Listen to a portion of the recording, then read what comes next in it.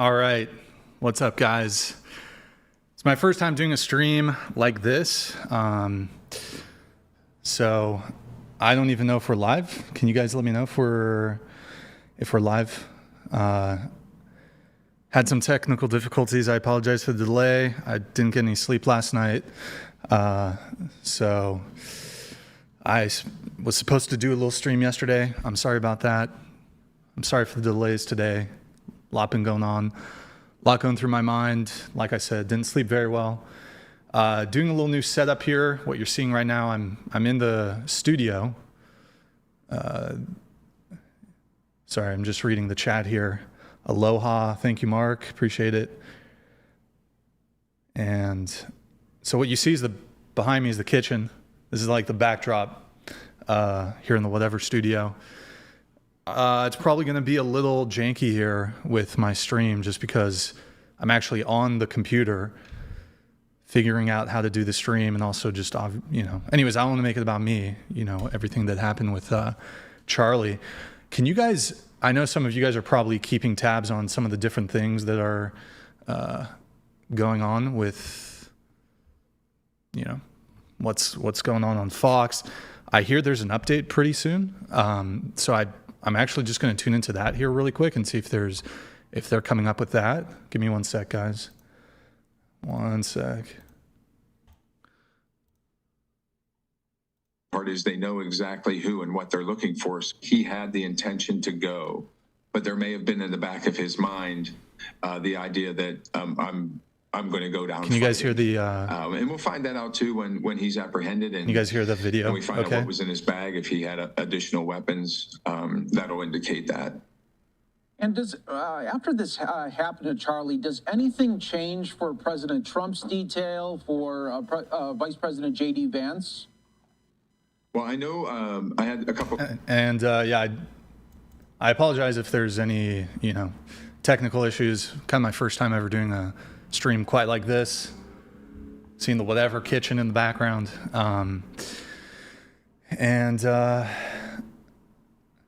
I am going to try to keep up with the regular chat a little bit here. And hold on. Today, and that kind of flips a switch from where they say, all right, that's my sign. It's time to attack. You have to be prepared for that. And the Secret Service certainly was. Yeah, no doubt about that. And we even saw President Trump at Yankee Stadium today as he was able to move from D.C. to New York City, and even met with some of the Yankees players before the game. All right, one sec while we're waiting on that. Sorry, guys, loud car went by. Hold on, let me just check a couple things. If you guys don't know, oh wow, 5,000 people watching. If you guys don't know, we've had not Andrew. We have Andrew right here. Oh, chill stream not loading. Charlie was on the show twice. He came in, I believe this one was the first one here. Came in early February 2024. Then he came in June 2024. I think his manager is actually local in town, so I know the guy, really good guy. Just awful what happened, and I wanted to read this. Hold on, 2 minute warning, chat. Andrew said he'd join. Oh man, it's gonna be. I'm down to have him join, but I'm actually so already overwhelmed with the tech setup as it is. Let me just check my Discord, see if he messaged me. This is gonna be a pretty low energy stream, guys. Like I said, I didn't sleep much last night. Pretty tired. Hold on, let me check in. Sorry, guys, one sec. Getting the hang of this, guys. All right. Yeah, and look, do we have an update? No. Sad toppers to ballistic glass. It's a huge. All right, hold on, guys. Pretty upsetting. I'm a little out of it, so I don't know.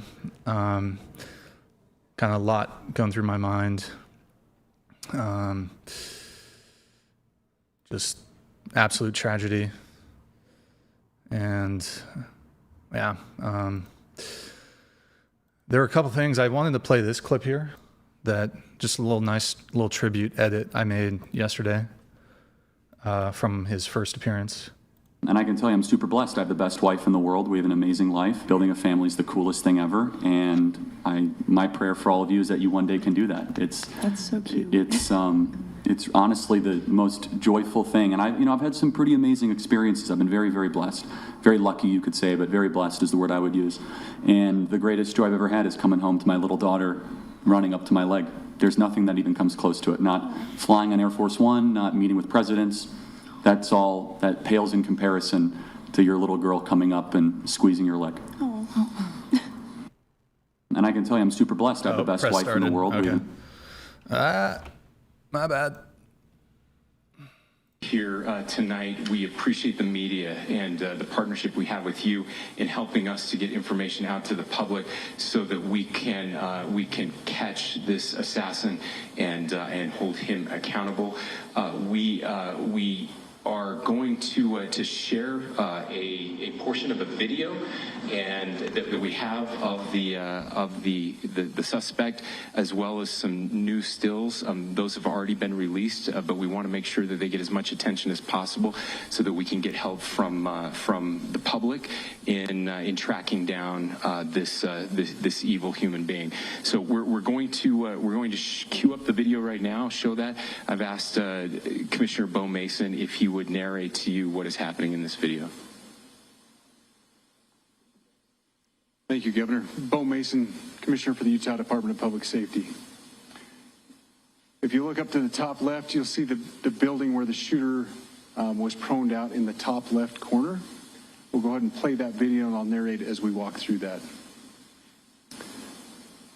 So here you see the suspect ran behind that upper building. He's going to come out on the right, moves to this far right corner. As he does, he's going to climb off the edge and then drop down to the ground. As he did that, he left some palm impressions. There's some smudges, some places we're looking to collect DNA. There's a shoe imprint where we believe the suspect is clearly identified as wearing Converse tennis shoes. Again, we'll replay that again so you can get another view of that. It's important to note his black T-shirt, his black pants, and there appears to be some white on the soles of those Converse tennis shoes. Those are all identifiable items that we're looking for. In the stills that are going to follow this, you're going to see a very distinctive T-shirt with an American flag and appears to have an eagle on it. There's also a baseball cap with a triangle on it and a pair of sunglasses. All distinctive, all things. How far up is that? Is that like, what, 10 feet? It's not that. Identify if they know someone who has those items, who has been seen wearing those items. We're looking for all that information. Here you see the suspect after dropping off the building. He moved around across this grassy area, around the parking lot. We're going to pan to the right.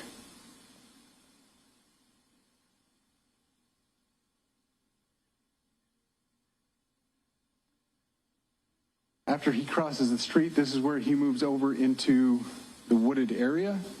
This is the video evidence that we utilize to track his movements and to locate that firearm in that wooded area following the discovery of this evidence. Good. You want to go to the stills? So here's the still photographs I mentioned. These have been enhanced. So these are slightly different than what we introduced earlier. Please pay close attention to the T-shirt. Like I said, very distinctive with that American flag and that eagle. The hat with the triangle and the sunglasses. If you'll go to the next picture, please. The backpack as well. All identifying features that we're hoping the public can help us identify and lead us to this suspect. Next picture. And again, there's a better picture of the hat with that triangle logo, and again, the T-shirt. Blue jeans, and you get a good look at those Converse tennis shoes as well. We have pushed these out. We'll continue to push these out, and we just ask for the public's cooperation through the public. The tips that have been coming in are what are giving us our next leads and enabling us to continue to further this investigation. We've had great cooperation from the public, and we're continuing to ask for that as we move forward. Thank you, and I'll turn the time back over to Governor Cox.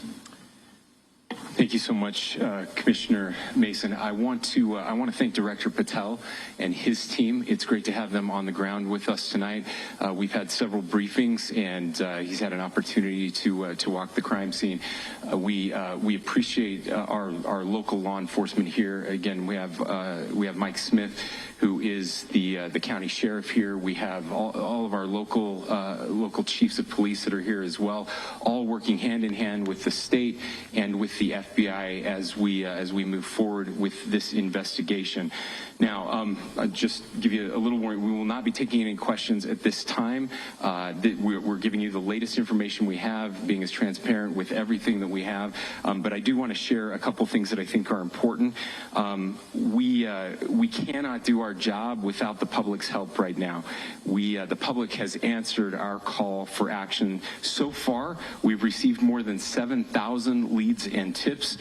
I would just note that the FBI hasn't received this many digital media tips from the public since the Boston Marathon bombing. This case also highlights the dedication of our law enforcement community.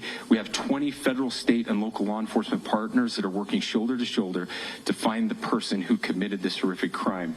With their support, we've completed nearly 200 interviews.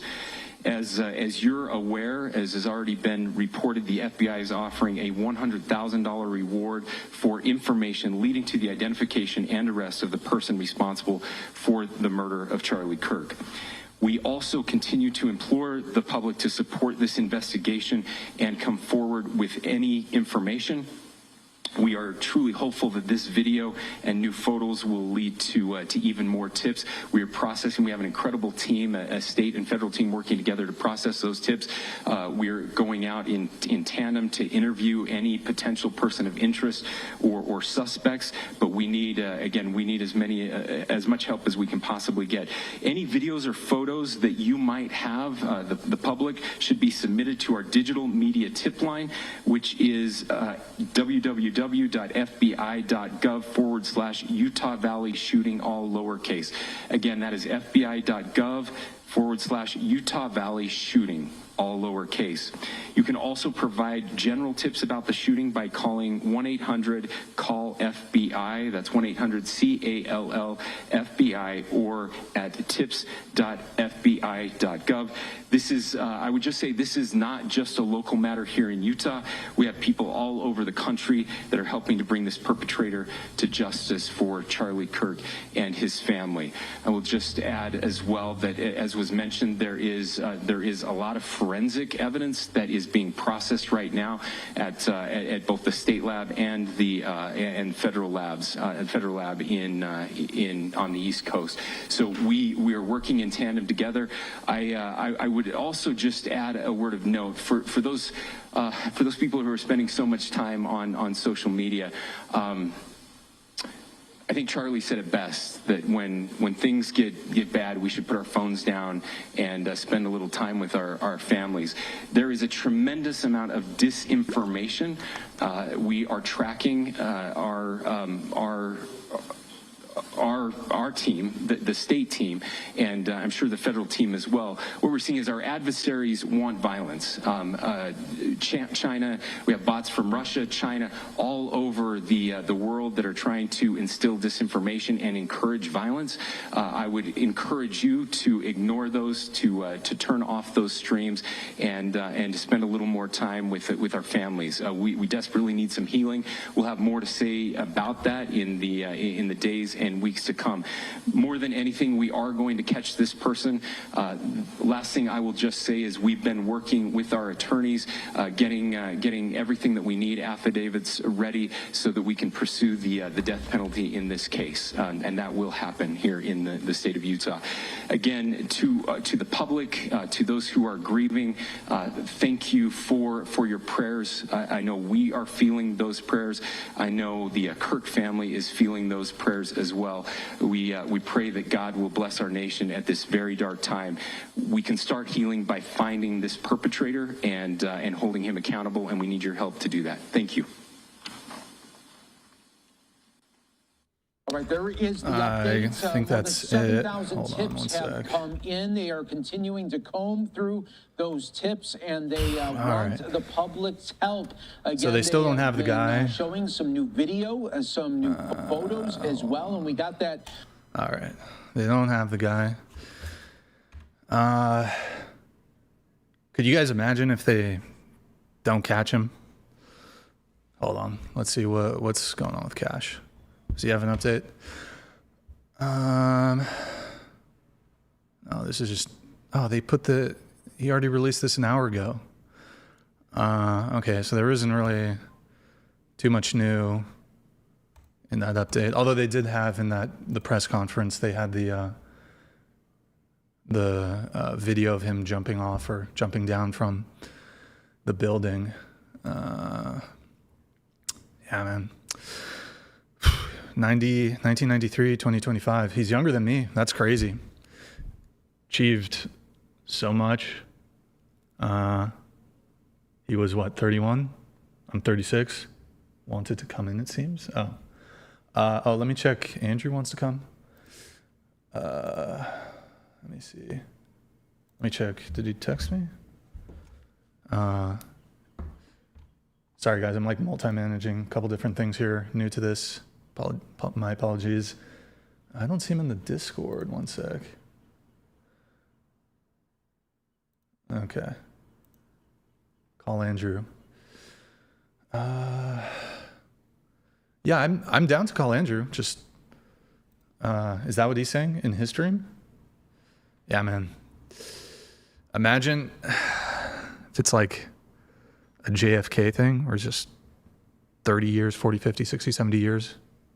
Don't know who the shooter is. Or, well, I mean, well, anyways, whatever. Oh, man. But yeah, he was a young guy. 31, younger than me. Yeah, we watched that earlier. Oh, I posted this. This is crazy. I'll watch that in a sec. What's crazy was I saw this guy, his stream afterwards. He actually took the stream down, Dean. Yeah, he took the stream down. So he streamed for like an hour and a half with Parker. And I mean, I don't want to make it too much about these idiots, but Parker, I guess Parker was there on their stalker tour, and Parker was like calling Dean while Dean was live on his stream and making it about him. Parker was making it about him. Oh my God. I mean, look, obviously that's got to be quite traumatic to witness it, but then to go on stream and make it about you is, and then Dean said some dumb shit. What did he say on his fucking Instagram? This fucking dork. Okay. Hold on. After Charlie Kirk died, I cried, and then the video of me crying was blasted all over the internet. So first and foremost, I am distraught because of what happened to Kirk. I think that gun violence is always wrong, and I also think that violence leads to more violence. In fact, today we've already had 3 HBCUs go into lockdown because of retaliatory threats in response to what happened to Kirk. And that's my position. That's how I feel. But I'm going to be honest, that on its own isn't what invoked the extreme and raw emotional reaction of tears that you guys saw that I'm now being criticized so heavily for. There's a handful of things that invoke that reaction of mine, and here they are. The first thing that invoked that reaction out of me was watching the up-close video of what had happened to him and how extremely violent it was, while then also learning that his wife and 3-year-old daughter were watching from the crowd. When this occurred, I momentarily placed myself in the shoes of his wife and 3-year-old daughter and how they had to watch that, and yes, that made me extremely emotional. The second reason why I cried is because my best friend Parker was standing less than 30 feet away from him when it happened in person. In fact, he was next in line to debate Charlie Kirk. And not only the fact that he had to witness this, but then also then turn around and FaceTime me while he was running away and screaming, they took the video not knowing if this might be a mass casualty event where he or anybody else there would be next, was very traumatic for me and on set a lot of emotions. The third reason why I cried is because Charlie Kirk is somebody that I've personally interacted with in real life. Now, the reason why I've personally interacted with him is because I disagreed with nearly every single thing he believed in, and I personally let him know. But I'm not good with gore, and seeing those things happen to somebody that I've personally interacted with in real life. Oh my God, I can't. Was really Hold on, hard. I'm gonna get fucking. I can't show Instagram tabs. I'll get doxxed. Hold on. 1 sec, guys.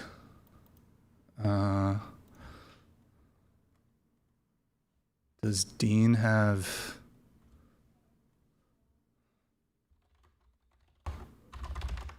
I'm sure he posted on his TikTok. Blah, blah, blah. Where is it? Oh, TikTok's also stupid. A lot of public scrutiny and with gore, and seeing those things happen to somebody that I've personally interacted with in real life was really hard on me psychologically. All right, hold on. It's also worth adding on that my tears weren't me telling you how you should feel, but rather you happening to see me and how I felt because of everything I've just described in this video, all going through my head at the exact same time in the moment of. In the last 24 Wait. yes, that made me extreme. The first thing that invoked a lot of emotions. I've personally interacted with him, but I'm not good with gore and seeing those. I'm trying to find something that Dean said, but basically he was saying how, what did he say? How even Charlie Kirk didn't deserve that. I don't know. Yeah. Hold on 1 sec, guys. There's also like some, oh wait, I don't know if I should show that. Sorry, guys. Oh man, sorry. It's my first time doing the stream like this. And, oh yeah, also 1 sec. This is the book that Charlie Kirk gifted us, his book when he was here in studio. Like I said, he's been on the show 2 times, so pretty upsetting. It's on his YouTube. Oh man, Dean said some dumb shit. I forgot what it was though. There's this other thing I was going to react to. Maybe we can react to this. Sure, well, I posted this on my X. Just completely total monsters. Yo, they got Charlie Kirk, bro. I've never been happier. Never believe the reason I'm smiling. And it has nothing to do with Charlie Kirk. Nothing to do with Charlie Kirk. I would say pour one out for Kirky boy, but I don't waste good beer on little bitches. I haven't posted on TikTok in a long time, but I'm gonna now because rest in peace, bozo! Charlie Kirk just got put down like a fucking dog in Utah, and I could not be happier. Praise fucking be. I do not, and I will not, ever feel bad when bad people get what the fuck they deserve. Charlie Kirk got shot? That's awful. That's so sad.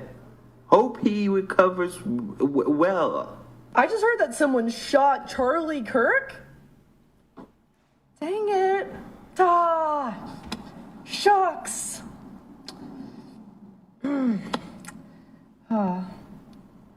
Thoughts and prayers. Yo, they got Charlie. Yikes. Holy shit. Yeah, they're total monsters. I can't think of, like, is it, at least for the people in the chat who are watching, is there somebody on the political left who, if they were assassinated, that you would ever have a reaction like this? Like, there's people that I disagree with and stuff, but it would never rise to the point that I would ever want anybody physically harmed or killed or shot or anything like that. No matter how much I disagreed with, no matter how much I think that they suck or are scumbag or whatever it is, would never want them to be physically harmed. And to even, it goes even beyond just to post it on social media is this other level of performative monstrosity. I don't even know if it's performative. I think these people probably genuinely believe this. In fact, I mean, if they're so willing to post something like this publicly, I'd imagine that their actually true feelings go even well beyond what they're posting publicly. So yeah, absolute monsters. Pretty crazy stuff. I mean, we saw it also with Trump too. Even though he wasn't, there was an attempt, multiple attempts. People's responses to that from on the left, liberals, whatever, pretty disgusting. There's just a couple things I also noticed is, oh boy, don't get me. So sad, man, so sad. So the Southern Poverty Law Center, I was posting about this yesterday. Actually, do I just have the map? Oh wait, where is it? Hold on. So SPLC, this is a major organization. Do they have a Wikipedia? They're kind of, I don't know. Do people on the left take this organization seriously? I mean, I know people who are more moderate or conservative don't really take them very seriously, but I don't know. Anyways, they've got this hate map, and TPUSA, Charlie Kirk's, his org is located in Arizona, and I was looking at it yesterday. I think it's here. Whether they're in Tucson or Phoenix, I think it's this one. So SPLC on their hate map has Turning Point USA, Charlie Kirk's org, on their hate map. Yeah, so I don't know. So just, I was thinking some of the rhetoric that people on the left use, this is another thing I found. So it was mentioned in a report by the SPLC titled The Year in Hate and Extremism 2024, tagged Dismantling White Supremacy. And in the report, Charlie and his organization is referenced in it. They also did this post specifically on Turning Point USA, a case study of the hard right.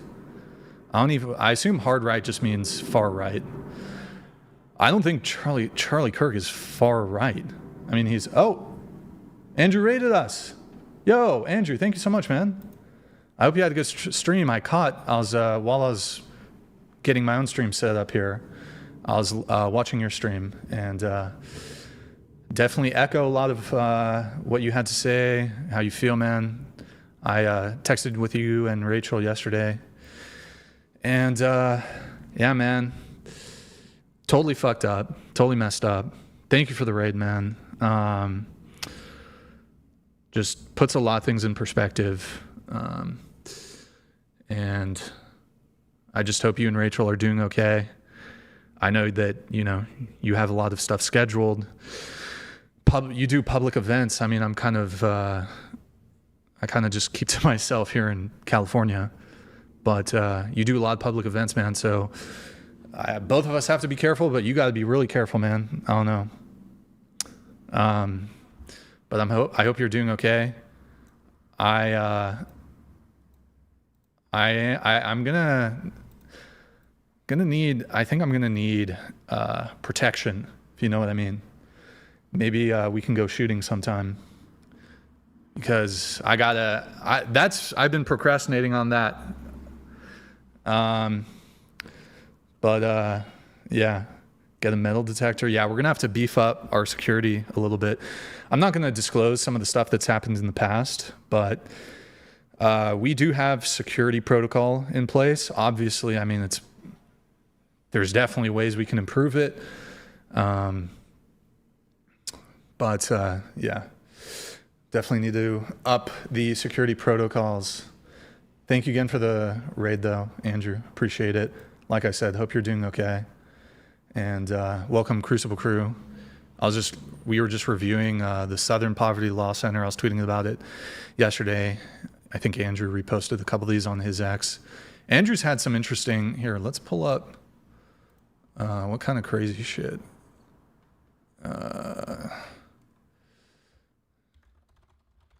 Andrew's posting some good stuff. Oh yeah, this one's crazy. JD Vance carries, oh wow, I didn't see this, hold on.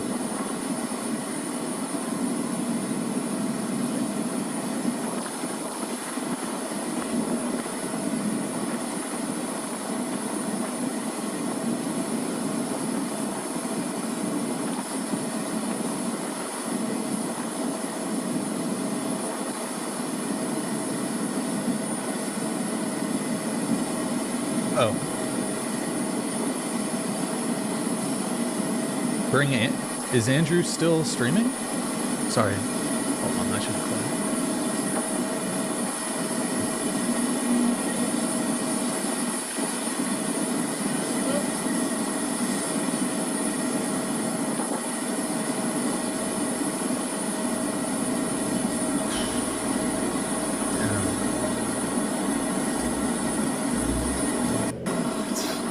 It's fucked up. Unbelievable. Unbelievable. Somebody in the chat was, sorry, I didn't mean to interrupt that, but somebody in the chat said, bring Andrew up. Let me check I don't know if he was messaging me on Discord. One sec. I don't know, he he's going to call you? Oh, hold on. One sec, guys, sorry. He is maybe texting me.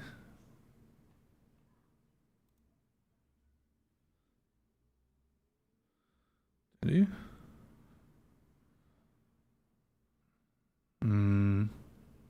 I think he signed off. He's joining whatever? Passed out? He's done? For tonight? Oh, he's going to join in a bit. Okay. Maybe he needs some food or something. Well, and I don't know if Andrew's listening. Andrew, feel free to type in the chat. Rachel, if you want to type in the chat, message me on Discord, or you can just shoot me a text, whatever you guys want to do. Happy to have you join the stream. Yeah, I also posted, Andrew, by the way, thank you for reposting some of my stuff on X. Oh man, Andrew had some interesting stuff. Oh, this was Anne. This is wild. So Andrew did a debate with Anne here. Oh wait, that's gonna show, hold on. Am I just, hello? This girl. Check out the Discord. Oh, hold on. GG/. So apparently this is her. This girl, Andrew, that was a really good debate. That was what, 5 months ago? And so this is her on Discord. I got her reacting to Charlie Kirk being shot, and she says, fucking finally. Yikes, okay. Andrew's fueling up. All right. What a fucking despicable thing to say. Also, is the lighting all fucked up in here? Sorry, I don't have like the studio lights on, so who knows? Average TikToker. Voted father. He does money by, aside from all the other horrific shit, telling women and girls that the only way they'd be happy is if they got married young, popped out a bunch of babies, submitted to their husbands, and never joined the workforce. So he also believed that women and girls shouldn't be allowed to take birth control because it makes us mean. He also believed that women and girls of any age should be forced to carry their baby to term. So also, I made it like 2 hours after my own father's death before I started making jokes. If you think I'm not coming for Charlie fucking Kirk's neck, pun intended, you are No. We lost a loving husband and a... Wait. You see this, guys? You fucking see this? What the fuck? Always a septum piercing. Always a septum piercing. Devoted father. All right. Oh my God. Always the septum piercing. Interesting how that works. I saw this meme. It was like something about mental illness and septum piercings.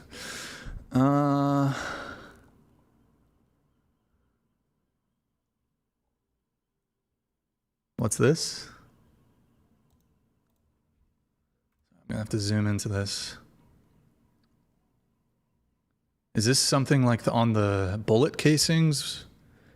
Anybody in the chat, is this like in the bullet casings or whatever? Oh.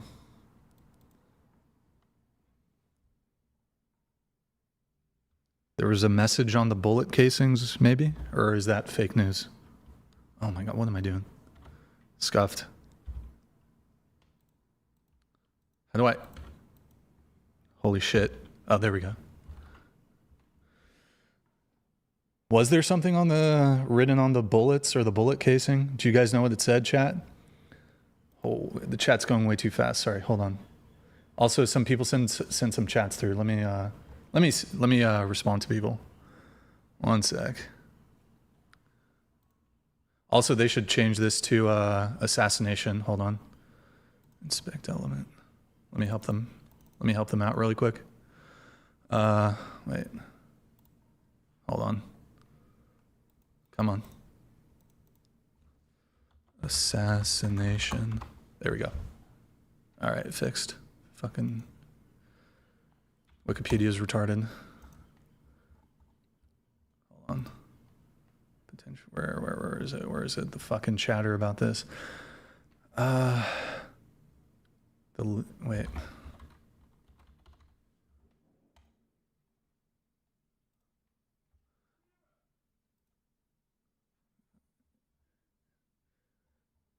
There's a lot of debate. Oh, there's more discussion on this on Wikipedia than just... Wait. Hold on. Anyways, I changed it. There you go. Definitely this. Not killing. Hold on. Oh, hold on. Let's change that. The Wikipedia is definitely has a left-leaning liberal bias. Did I spell it right? Assassination of Charlie Kirk. There it is. Far right. Hold on. Far right. Wait. There's a lot of trolling on this article, on the Wikipedia article. Is Charlie Kirk far right? Right, often termed right-wing extremism. Chat, is he... Charlie Kirk is not far right. I didn't spell it right? Wait. Did I spell it wrong? Hold on.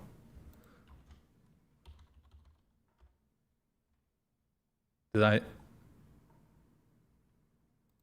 The chat is trolling me. He's not far right. Is my camera shaking?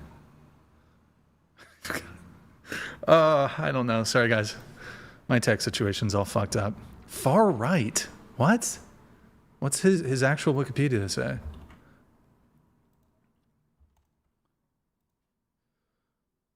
American conservative. What? Why don't they just... I mean, obviously there's a lot more activity going on here than on his main profile. But why wouldn't they just say American conservative? Why would they say... I mean, they want to kind of maybe diminish. Like, oh, okay, well, he's far right, so it's justified. Is that what they're trying to say? He's not far right. He's like, isn't he just mainstream conservative? I don't know. Fucking Wikipedia. Fucking Wikipedia. Check here. This is how stupid Wikipedia. No, I'm just kidding. Never mind. Let's see. Is there any update on? Here, let me close some tabs out. This guy. You can we humbly pray. Okay. Oh,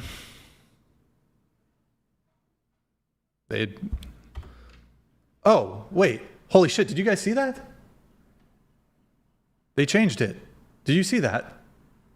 It said far right. That wasn't me like doing an inspect element. Is there a corn tab, Brian?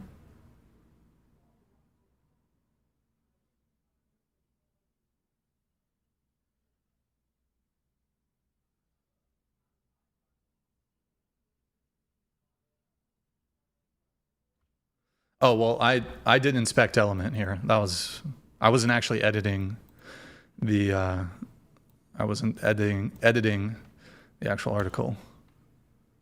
But I didn't do here. Let's change this. All right. Oh, here's the discussion. Oh, what? Wait, hold on. Under discussion. Here's the discussion about the strong oppose. I already stated that in the moved archive, a suspect has not been arrested and the motive still remains unknown.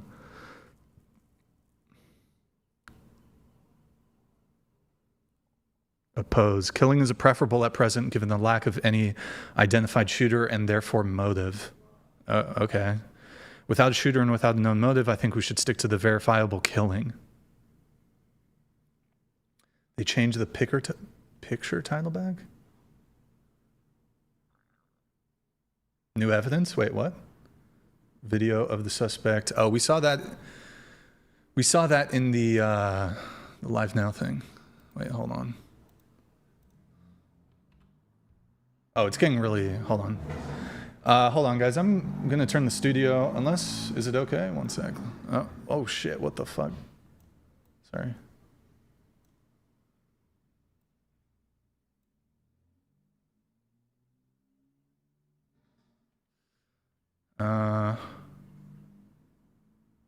Is there something new? Oh, okay. We saw this in the... Why wouldn't you just include the video here? Oh, it's here. All right, he's running across the building.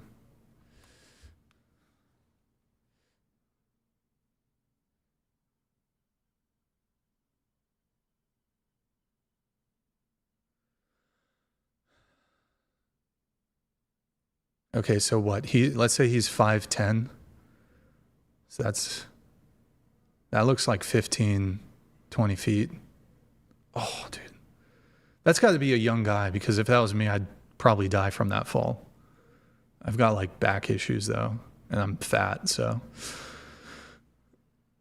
that extra weight would just crush my knees.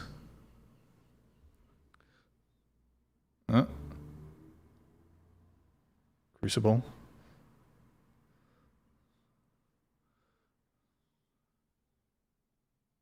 Sorry, one sec, guys. I'm just gonna check my messages here while the video replays.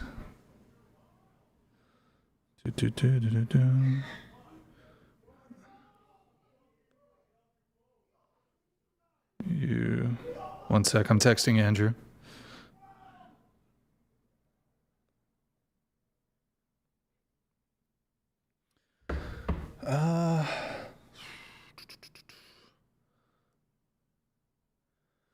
Oh man, here, what I want to do is, really quick, I'm just going to read a couple chats, let some chats come through, because I don't want to screw you guys over, sorry. Let me thank you guys. Oh, what? Yo, Buford, thank you for the, wait, do I have audio? No, we're good. Buford, thank you for the gifted 10 subs, man. Appreciate it. Somebody had sent in.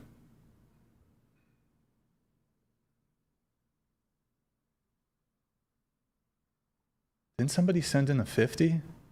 That's weird. Jason's Supra. I personally think life in prison without parole is worse than the death penalty. What's your thoughts, Brian? Life in prison.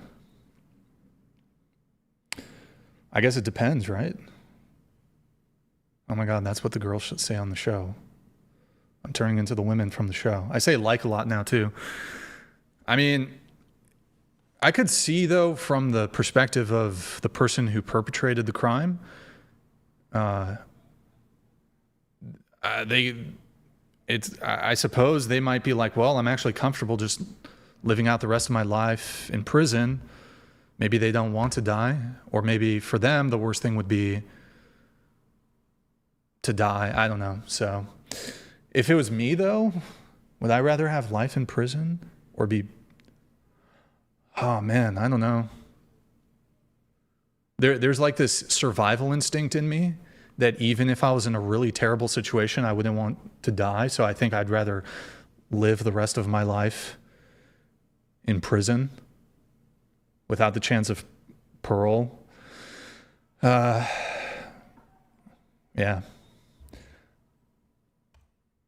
Pray for his family. He's with God. Charlie, I pray that we can move your ideas to the forefront.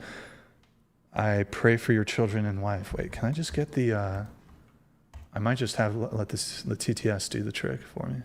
One sec, guys. Is it just not working?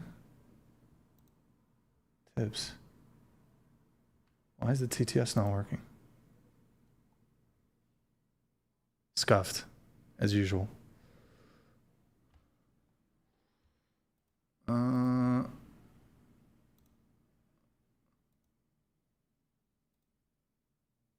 It cut out randomly? Wait, what?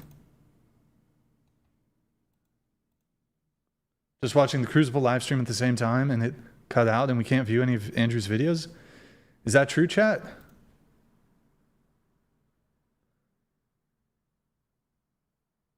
Schopenhauer calls that the will to live.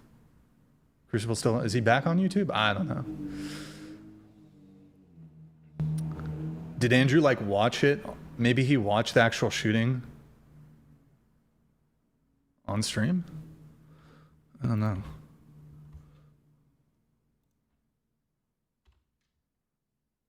Oh, it got taken down. Okay. Oh, man.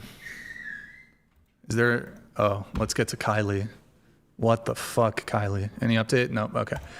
Kylie, what the... Oh, my God. Why does TikTok do this to me? If I just refresh. Charlie Kirk is dead, and while I do think he's caused immense harm with his political involvement, his assassination does genuinely worry me for 3 reasons. Number 1, Charlie Kirk and Donald Trump are very close, and to see his 31-year-old sort of sidekick protege assassinated has got to be one of the most insane things to happen. The second reason is that I'm worried this is going to spark a wave of retaliation. As an activist on the left in Chicago, I do worry about myself or some of the people that I've worked with being targeted. And the third thing is that in the midst of all of this political turmoil, many experts have warned about the rising possibility of a conflict. I doubt that they're going to be like, oh shoot, maybe we shouldn't go down the far right pipeline anymore. I think they're going to double down, and this does genuinely scare me. I think that he said a lot of stupid shit, but assassinating him is different from assassinating Brian Thompson, who had a huge role in a lot of people's deaths. And with tensions already so high, this is definitely going to set off a lot of backlash and cause even further division. It concerns me the number of people cheering on this act of political violence, because what if it's somebody on the left next? It very well could be. Okay. Oops. Hold on. What I found most troubling, though, I mean, her video is typical Kylie. Second reason, Charlie Kirk. Stupidity is it's all about what happened. It's not about, okay, feel terrible for Charlie. This shouldn't, you know, it's, oh, woe is me. What's going to happen to us? The comments have been absurd. The videos have been absurd. This one, wait. This was the one I posted. What was he wearing? And she liked it. So on TikTok, like the uploader creator can like the comment. What was he wearing? And so this is sort of a joke, which Kylie liked. I find that in extremely, oh, I don't know if you guys could see it, extremely bad taste. Basically, this is sort of an invention, a fantasy, a straw man as it relates to like essay stuff. That they like to invent this idea that when a woman is essayed, they think that like rape apologists are saying, well, what was she wearing? Maybe what people said that 50 years ago, like and horrible thing to say even back then.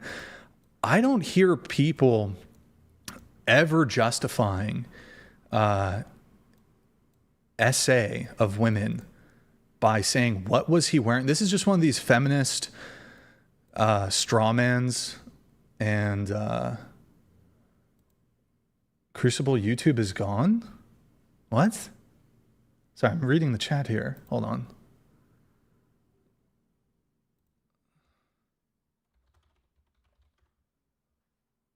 No, it's right here. The fuck are you guys...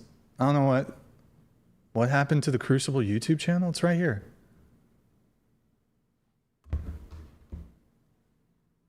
Temporarily hidden? What? It's right here. His videos are all gone. Hold on. Let me check. Sorry, Andrew texted me, so let me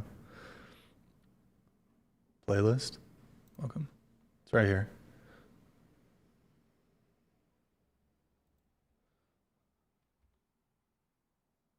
American Conservative. 1040. Okay, Andrew's ready, I think.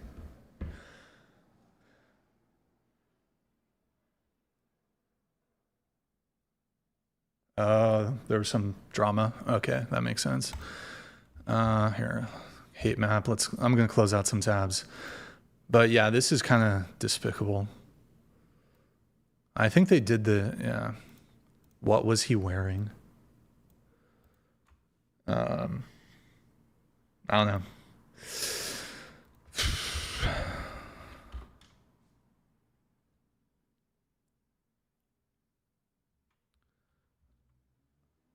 Miami.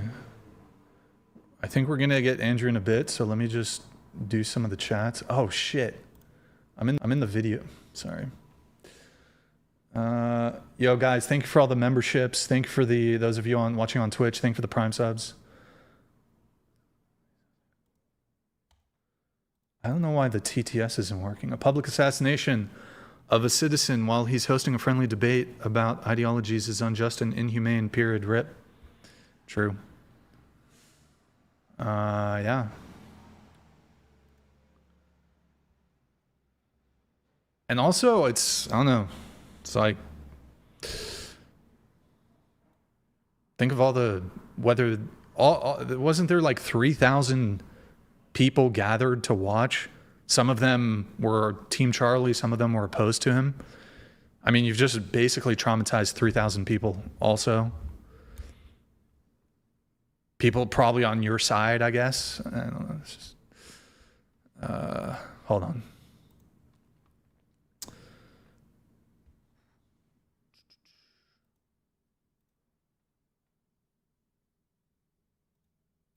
I'm all for the doubling down with Kirk. This would be unacceptable if they were the other way around. What do you mean, doubling down? I'm sure you're talking about. Cameron John O'Brien. Yo, thank you, man. I don't know why it's not working as TTS. I love you, man. Sorry for your loss. He was a huge inspiration to all of us. Thank you for being here today. I know it's hard after losing such a great friend. Yeah, thank you, man. Sorry, I was going to do a stream yesterday, but I don't know. I honestly didn't want to. And I was literally pacing back and forth 10 minutes before I went live. I was here in studio getting everything set up. I was thinking, I'm just not going to do it. And I don't know. I didn't sleep. I didn't really sleep. Back is killing me. But I don't know. I just... the Bears were... Something about... Oh, you guys probably can't read it. Hold on.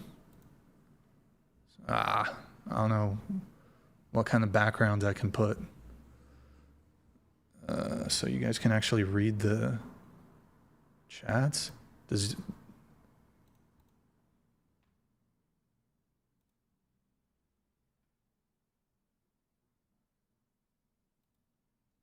But yeah, I don't know about the Owen Benjamin stuff. I don't know. Why do influencers that do outside events not have a sniper team in their security details that can observe the area from an elevated position? I think from now on they'd be silly not to. I'd put in my resume in a heartbeat. This shit has to stop. Are you a John? Whatever podcast is we need to beef up our security, dude. So I don't know, man. I don't think we need do we need counter snipers for the whatever podcast? We definitely need to beef up the security though. And yeah, thank you for the super chat, man. I appreciate it. Join his Discord server if you want to see Andrew's content. He's calling in here. So Jude, Charlie was a huge mentor for me and I loved him dearly. I know you did too. Yeah, man. Oh, wait, what? You donated $10. Charlie was a huge mentor for me and I loved him dearly. I know you did too. Okay, it's because I have to change it in YouTube. Okay. I need to change it on the YouTube Streamlabs front. TTS. Okay. I think TTS via YouTube is working, probably. Maybe. I don't know. We'll see. I should have fixed it. Let me see if I can get Andrew. In a call? Is this a video call? Join video call. All right. Wait, join video call.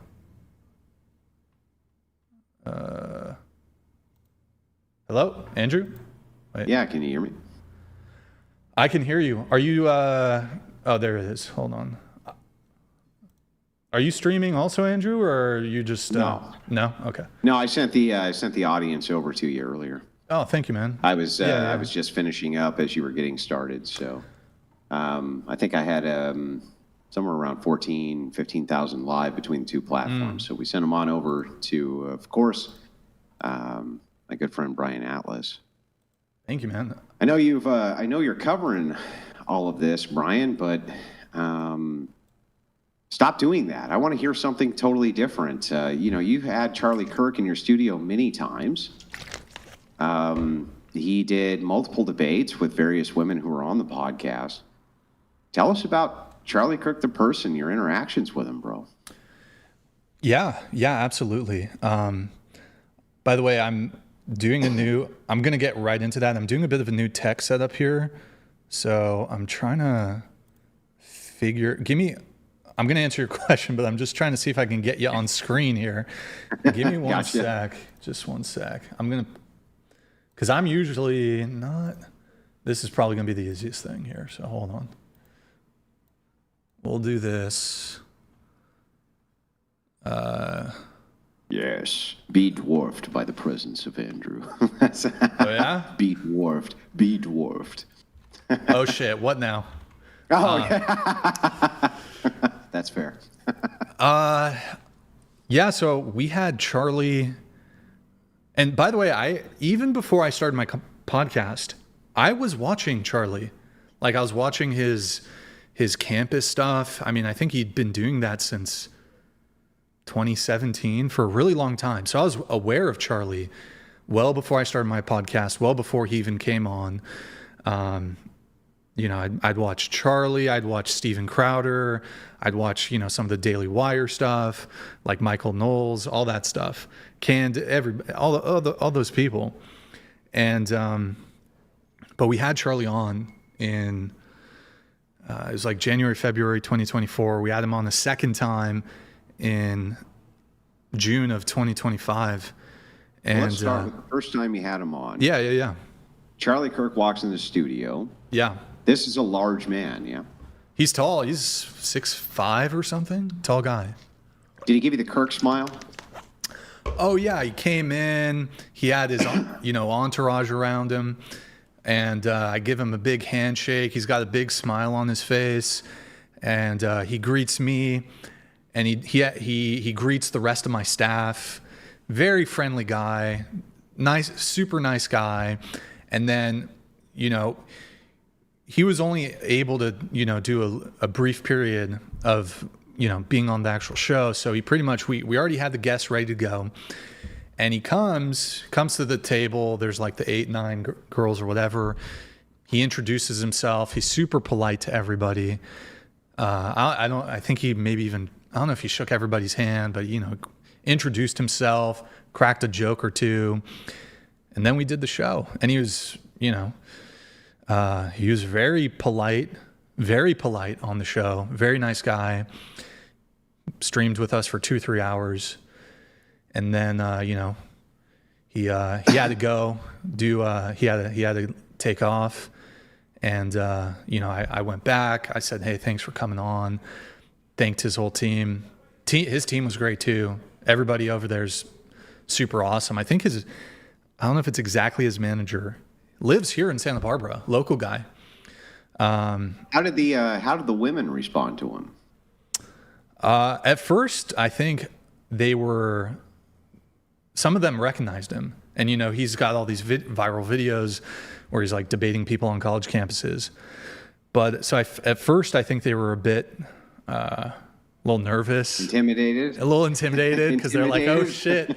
Oh shit. Kind of like when I pop up on a video and they're like, oh shit, it's Andrew. The deer, yeah, they get the deer in headlights look whenever you come on, Andrew. They're like, oh shit.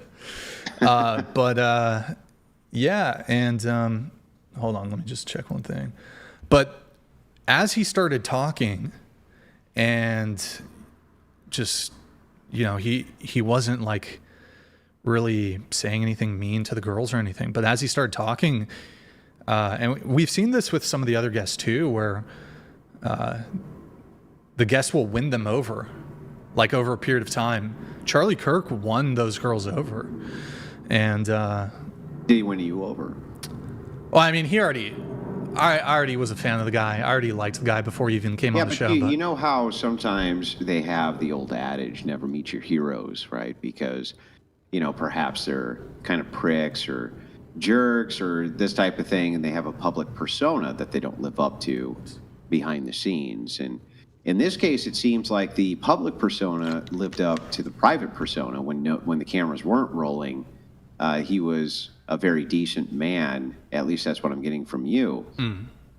So, you know, when you say like winning them over, you still have to do that, even if they're a bit starstruck, right?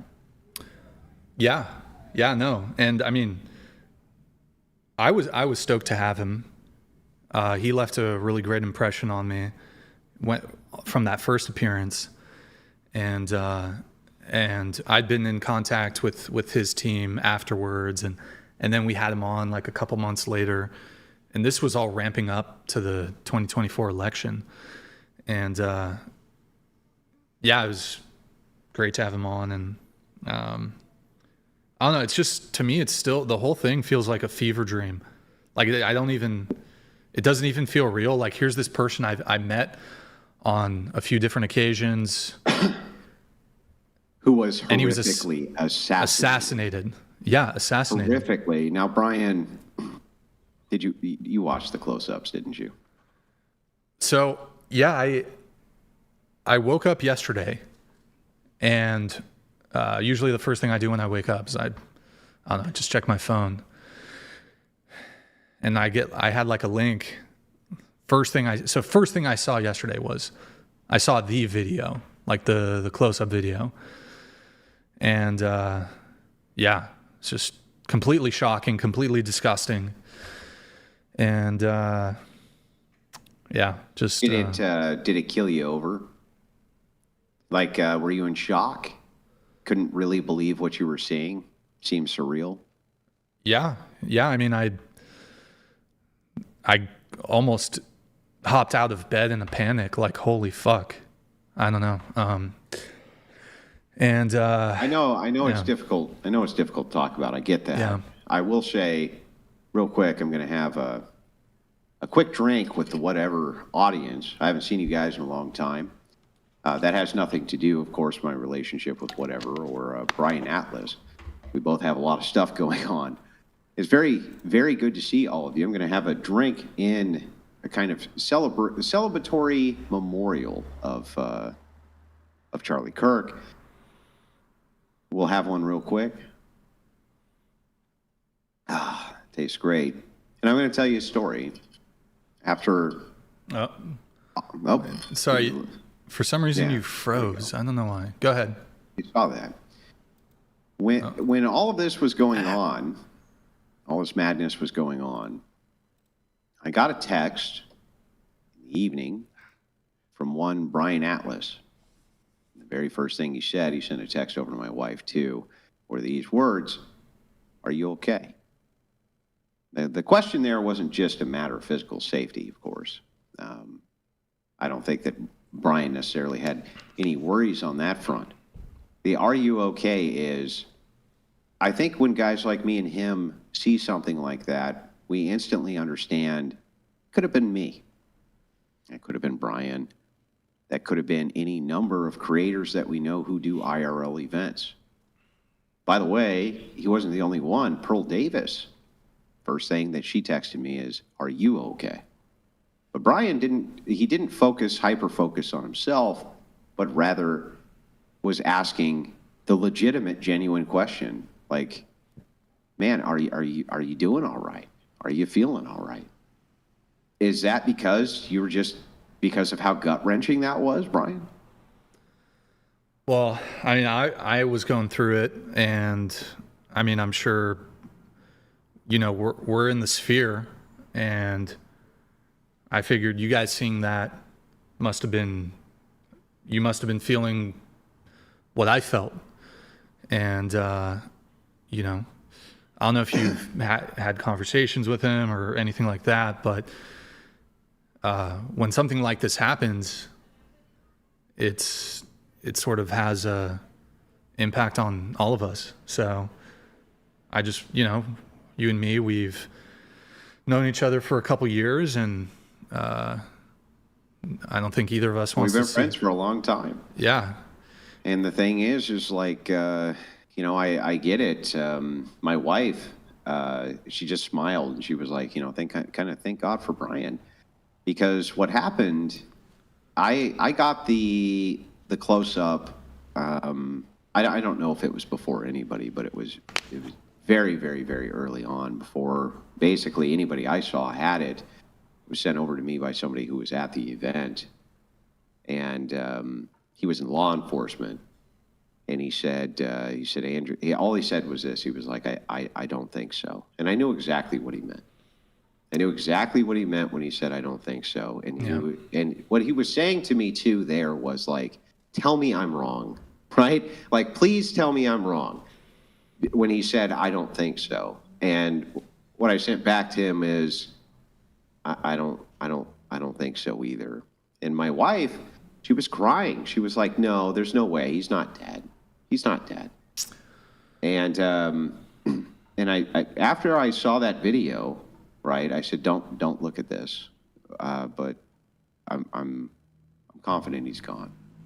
And she was bawling, you know what I mean? Now about an hour later, some of those close-ups were being released, and she was scrolling through Twitter, and like many women and many of you in the audience, they saw the horrific nature once the close-ups were there, and she dropped her phone because it was gut-wrenching. I told her not to look, but I don't think there's any avoiding it, and it just killed her over. Absolutely horrific, this assassination. And I'm sure many of you out in the audience right now, you have the same story. It was probably something very similar for many of you. And the second you see it, you realize just how brutal and savage this attack really was, and that kind of feeling of powerlessness. I mean, everything you just said resonates with me. Like I said, I saw it first thing when I woke up. First thing, jump out of bed in a panic. And I mean, obviously my first thought is just feeling awful for Charlie, and then his family, his children, and then just obviously the cascading effects it'll have on other people. But yeah, I saw the first one. I couldn't bear to watch it again. It was just like every time I've like seen the clip pop up, I can't watch it again. Now, leftists, by the way, Brian, have been trolling me by sending me AI memes of this in the most horrific fashion possible. They send them to me via DMs. I'm not going to show you any of these because they're god awful, but they're a jab towards me, along with many messages of, well, I won't even repeat those either. They're horrific. I can only imagine this too, an angle that many people have not thought of. If I'm getting those, a debater, right-winger in the sphere, who has even more right-wing views likely than Kirk himself did, can you even imagine what they're sending his poor wife? These horrible fucks are probably sending her the worst shit that you can imagine. And I'll say it here on this platform too. Tucker Carlson, he put out a give, send, go. He put $1 million of his own money in that for a total of $4 million, which is what he's fundraising towards. The Wilsons are going to be contributing to that. I'm sure that that Brian will as well. But I'm asking you in the audience, remember that all the earning capacity of this man was completely eliminated in seconds. And remember that it's not just the horrific torture of his family having to see that live. I heard a story and confirmed that it looks like this is true, that when the shot was fired, his youngest daughter was terrified, and guess where she ran? She ran right towards the arms of her dad, and she was caught, and what I heard on the ground was she said, "Why can't I get to daddy?" The most horrific thing you can ever imagine.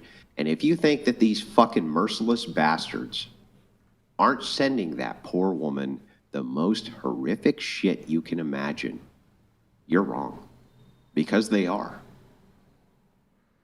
Some of the videos, some of the stuff I've seen on TikTok, some of the stuff that was reposted from on X, it's completely disgusting. The comments I've seen on, even the sort of, what you can do is, and you've probably seen these, Andrew, if you look at these sort of conciliatory videos or messages from some of these leftists like Dean or that girl Ann or Kylie, they'll put out this sort of almost sort of crocodile tear, doesn't seem very genuine message.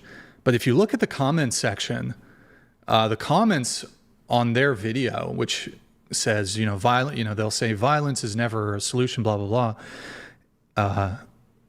The comments, their fan base is still rejoicing in what happened. And that's pretty emblematic of, that side of the aisle. I can't think of anybody. Look, I'm not super politics guy or whatever. You're probably more politics guy, Andrew. But I mean, I guess I could ask you, if somebody on the left wing, a Democrat or politician, whatever, or, was assassinated, I can't imagine you or your audience would ever rejoice or celebrate the killing of somebody, even if you didn't like them, even if you, you thought they were a scumbag or whatever it is. And it's through that mercy that we have become the victims of our own empathy, because we're not lunatics, because we're not crazy, because we're not demonic. That is now being used against us. It's being used against us in the most horrific of ways that you can't even imagine. And maybe, I don't know how many people even in history could, but you can't even imagine what it has to be like for this poor woman to have thousands of people a party to the live viewing of the public assassination of her husband in front of her children. That is got to be the most god-awful, horrible thing that you could ever imagine a person going through. Yeah. And yet, and this family is persevering, right? I can't even imagine that. I was told earlier by one of my audience members who follows Dean Withers that when he came out with those public tears in the Discord, he had a poll. A poll was put up, did Charlie Kirk deserve this or not? And 85% of his audience, this is what I'm told, said that he did. They said that he did. They see this in the most sick, perverse way you could ever imagine. They see this as justice. He deserved it. He was a Nazi. He was a fascist. He was the most evil man alive. And Brian has done a great job. If you go to his ex, Brian Atlas, he's done a fantastic job of cataloging the vast multitude of the Unfuck America tour, where they called him all of this and worse. And I've been retweeting it because it's excellent. to see the contrast. These people don't care, Brian. Do you really think Dean Withers and Parker give a shit? Do you really believe that for a second? No, not at all. I mean, they're putting on a sort of public front for optics reasons. I don't think. I think there is something back there in their mind where they think good, where they think justified. And obviously, you know, given their platform, they have, you know, some sense to not outwardly say that. Look, I don't know these guys. I don't know what their hearts hold, but I mean, wouldn't you say that probably 40% or more, and this is, I might even be way off here. It may be way more than that. You have to understand that Brian has dealt with maybe more feminists than any other man on planet Earth. That is actually a possibility. He actually may have dealt with more feminist leftists than any other man who is currently in existence on this planet. And I think that he probably won't dispute this when I say this. These are some god-awful people. The things that they believe are god-awful. And the justifications they make for the most horrible things which can happen to various men is, it's not just off-putting, but it's sick. And how are these people really that dissimilar from a lot of these leftist feminists that you deal with? Don't you think that 40% plus, and that's me being very charitable, these leftist feminists are probably celebrating this today? Oh, absolutely.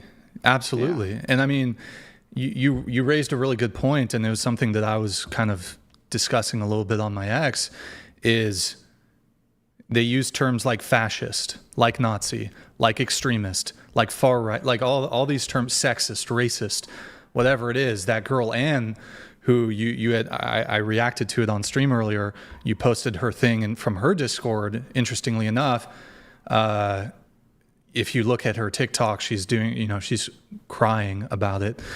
The public face versus what is said in private was readily exposed there, wasn't it? Yeah. Imagine a woman who has been seething for many months. I forgot all about the debate. The second that debate was finished, the second that she was completely pulverized in it, one of their philosopher queens who got devastated in the debate and said gay for pay and all kinds of crazy shit this lady said, instantly, when it was the case that there was a public assassination of a right-wing figure, the tears were flowing. But how many times have we seen the fake tears?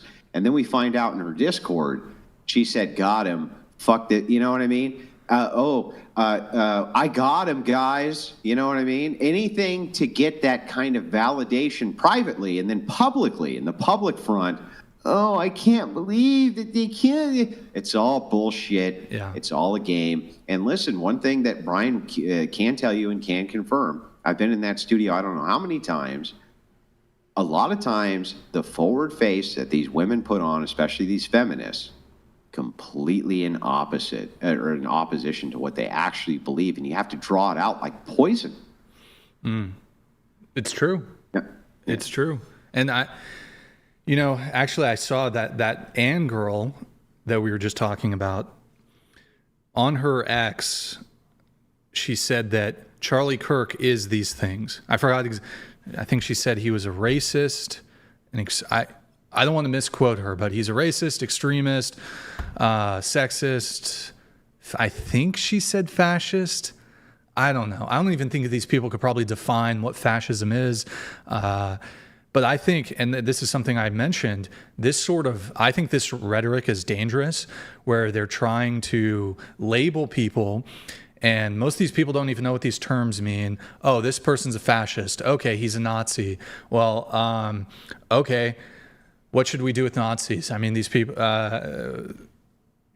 we fought them in World War II. Imagine the rhetoric here, and you bring up the probably the best point of all.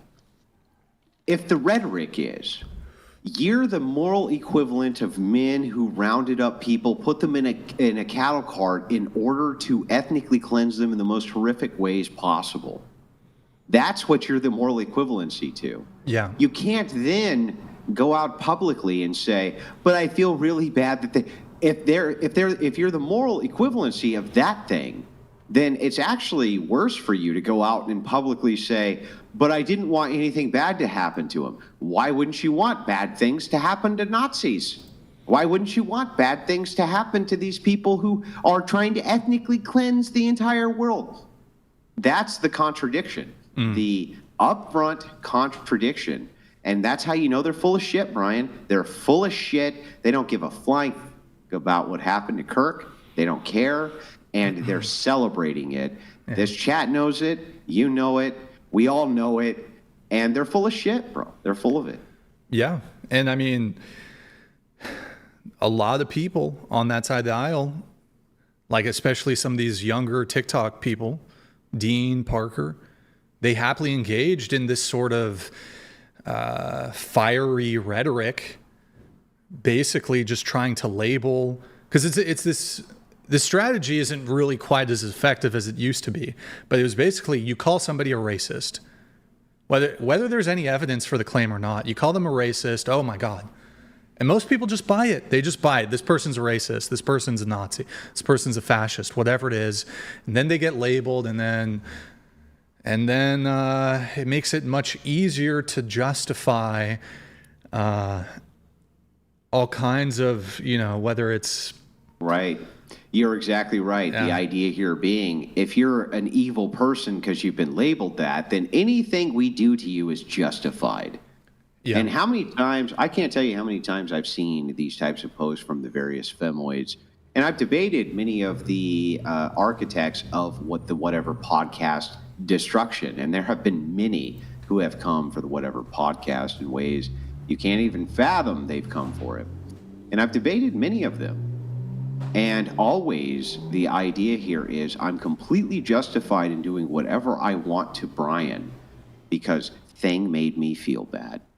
And as long as Thing makes me feel bad, I'm completely justified in attacking this person in any way, shape, or form. They don't care. They make a post hoc justification. Brian bad, therefore anything I do to Brian is totally fine. Yeah. Yeah. It's happened many times. And well, how many times in just the last 2 years? I mean, this has happened so many times, in fact, that it's not even unexpected at this point. Or you're just like, oh, another one. Brian Atlas evil, therefore anything that I do to Brian Atlas justified. These are some sick people, bro. Yeah. There's this interesting thing that people do, and I think anybody can do this, but I have sort of seen this more so from people on the other side of things, is this going nuclear. Like you can call, for example, if you were to call somebody a silly doo-doo face, oh, you're a doo-doo face. Some people will take even the slightest grievance and they will say, I hope that your parents should have, not birthed you. Your mom should have gotten an abortion.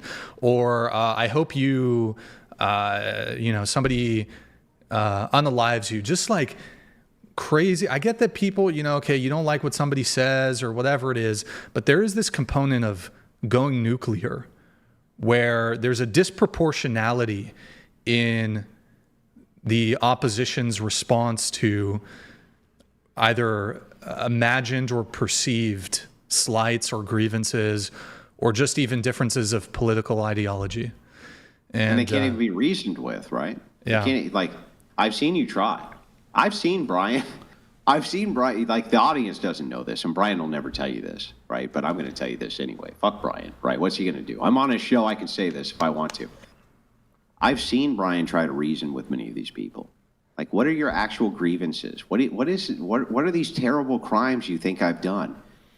And that actually makes it worse. The second he points out, like, what did I actually do wrong here? And they have no response. They go 10 times more nuclear. They go way more crazy. And it's the most insane thing for a normal person. If you actually watch the escalation in these DMs, of a person saying like, what did I do wrong here? What is it that you're really upset about? Them not being able to answer, and so they move on to these other things. I mean, Brian's gotten, for you in the audience who don't know this, he's gotten hundreds, if not thousands, of death threats. I mean, lot, yeah. More than you could ever imagine he's got. Yep. And some of them even actionable. The thing that's interesting here is like, if a creator's getting thousands of death threats, who else are they talking to? They're going to gravitate towards groups of people who are like-minded because that's human behavior. And if they're threatening death on Brian, are they going to try to find people who also want Brian to die? Well, the answer is obviously yes. Obviously yes. And so what happened, how you extrapolate that to Charlie Kirk, how many thousands of people wish death on Charlie Kirk, were very public about it, and sent him DMs about this, gravitated towards groups, and all it takes is one mentally ill person that you start working on. So like, is Brian safe from the same fate? I'm just going to be honest with all of you. No. No, he's not. He's not actually, because he does this podcast where he's not. And neither is any right-wing creator who's prominent. And Brian's not even that far right-wing. But guess what? Neither was Charlie Kirk. Neither was Charlie Kirk. And they fucking assassinated him in front of his family. Like, I don't even know where to go with that. Except to just tell you, like, this is a real situation that's going on in real time.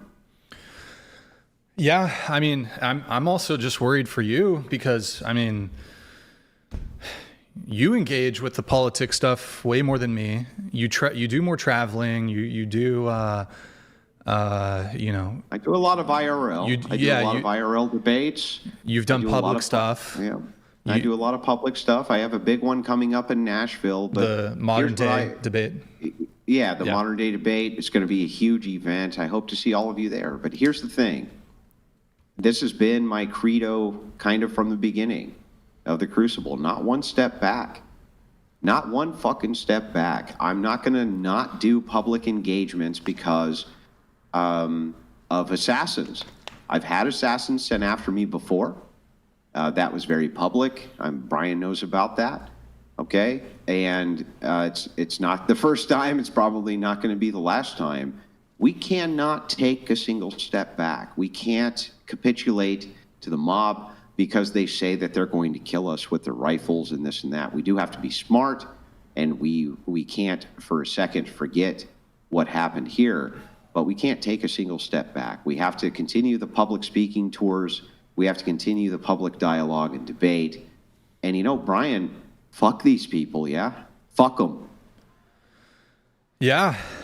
Yeah, no, it's, I don't know. I like to think maybe that these people are just misguided I mean, obviously not the violent people, but I don't know, some of these people are just misguided, and maybe through discourse, which Charlie Kirk was attempting to do, we could convey a different approach or a better message to, shifting the perspective. I don't know. But even if discourse works here, let's just say we get back to discourse and it actually really starts working again. We actually can find some good common ground with these leftist scumbag sons of bitches. Let's just say that we could for a second. What was the cost? The cost was that we had to see this good man mercilessly murdered in front of our eyes and his family's eyes. That's a hell of a price to pay. Just to be able to conduct public debates with people who want to engage. That's insanity. How is this not insane? Like, could you have ever predicted this timeline, Brian? Like, ever? No, and like I said, I mean, I'm still in shock about what happened. I mean, this is somebody I've met who's been on the show twice, and I don't know, never, if you asked me 5 years ago, hey, Brian, do you think you would have ever met somebody and, gotten to know them and they ended up being assassinated? I would have been like, come on, that's crazy. But here we are. And I mean, there's obviously been an increase in temperature, increase in political violence. I don't know. Ultimately, it's just sad. It's sad. And I'm also, though, like, there was a bit of me that was like angry. Like when I saw that video, there was like a bit of a rage when I saw what happened to Charlie. Like, I don't know, just for everything. You mean watching a guy that you knew get publicly brutally assassinated elicited emotions of rage? Well, gee, Brian, I'm super shocked by that. Of course it did. Yeah. I mean, is it any different if it was the case that I was assassinated publicly? Now, you know me much better, and we have a much better interpersonal relationship, so it would have affected you probably deeper, but is it really any different ultimately? The idea here is they could get us all. And they've been gunning for a long time to do this. Yeah. And you guys just, like in the audience, you don't realize how bad these people really are. Like what Brian has to deal with on the back end, it's fucking horrific. And he tells you 5%, less than 5%. Yeah, I mean, I don't share much of it, but I mean, Andrew, I'm sure it's just as bad, if not worse, for you. I mean, you're the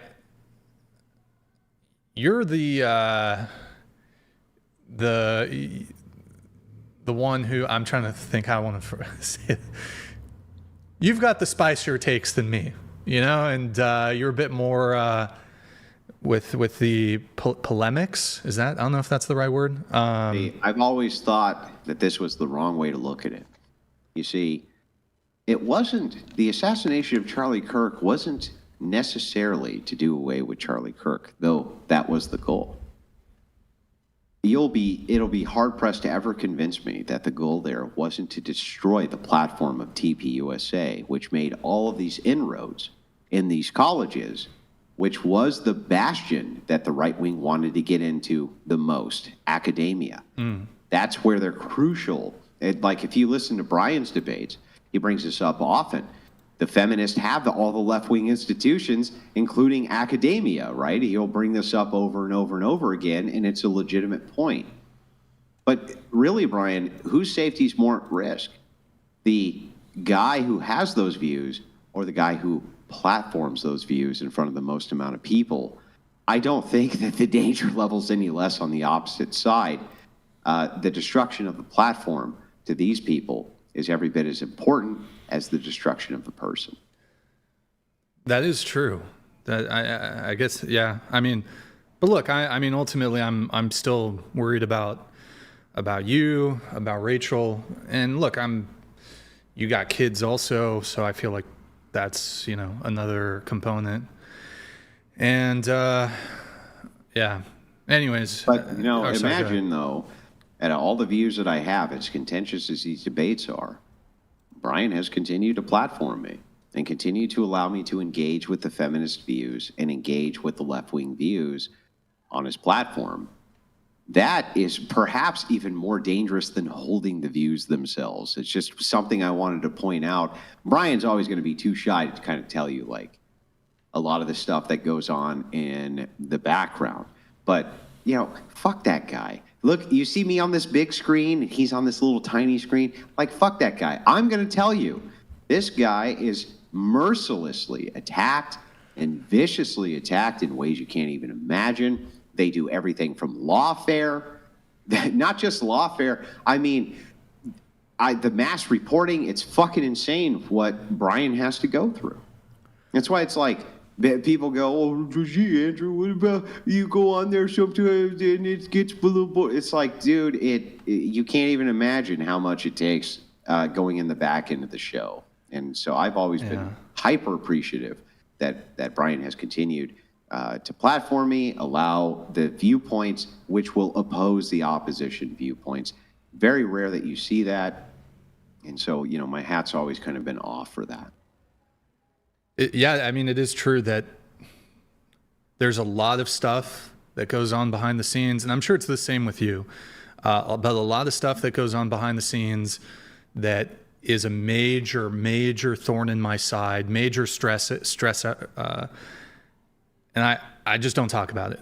I don't talk about it. A lot of stuff, and maybe I could probably. And you should more. In fact, I think in some ways you should more because, ladies and gentlemen in the audience in the whatever community, you can't really even fathom how bad it is. I've seen many of these messages. And it's not like it's like, oh, here's 10, here's 20. We're talking about hundreds of insane lunatics who come at this guy. We almost weekly. It's really bad. It's really bad. And the idea is he takes a lot of heat, not just for his views, but just for the people he platforms. And I'm telling you, one of the primary motivations of the assassination of Kirk wasn't just Charlie Kirk's views, but it was a platform which was represented. That's what they wanted to kill more than anything. And it's like, so, as far as me being a target, sure. But I think that it's platforms who will allow oppositional views. I think that they're targeted even more.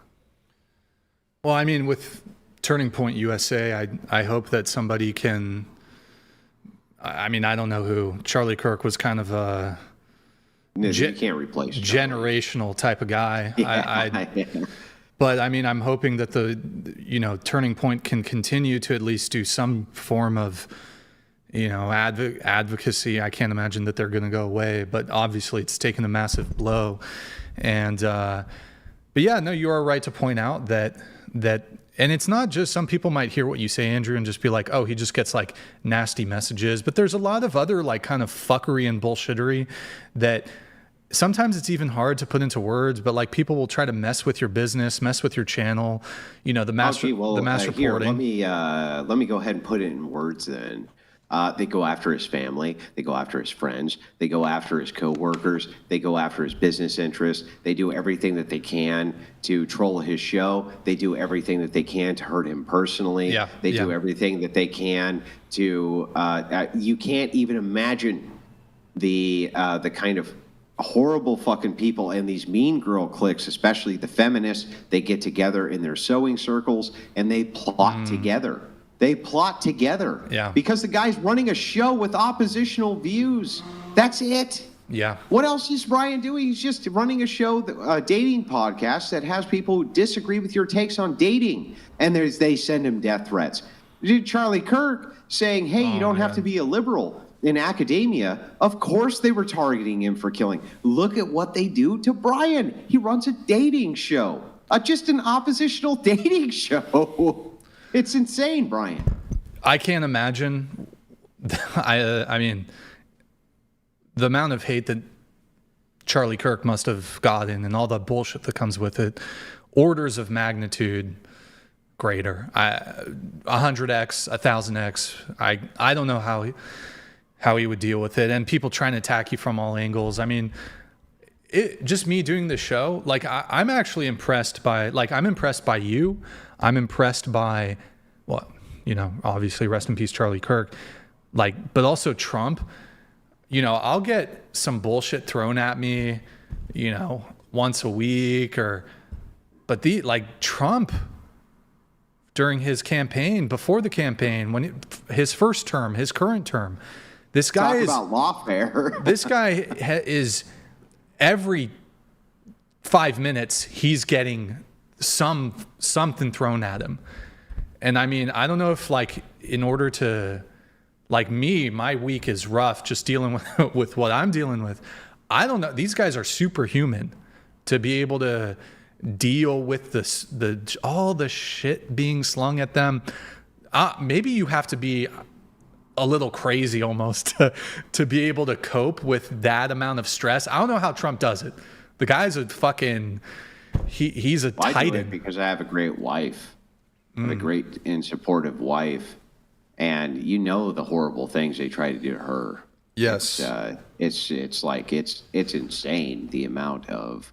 Because many people perceive me as being an invincible persona. Mm-hmm. I can't take on Andrew directly. He'll fucking destroy me. So we'll just incessantly attack his family and his kids and try to hurt him that way because people are sick. But But I need to tell you guys, again, the whatever audience, you're never going to know this unless I tell you. There's been many times where I've walked out of the studio where Brian's been like, well, you know what? Fuck them. Right? You know what? Fuck them. We're not going to stop because a bunch of insane lunatic leftists demanded because I have an oppositional dating show. So don't let him sell himself short. He does a really good job in that regard.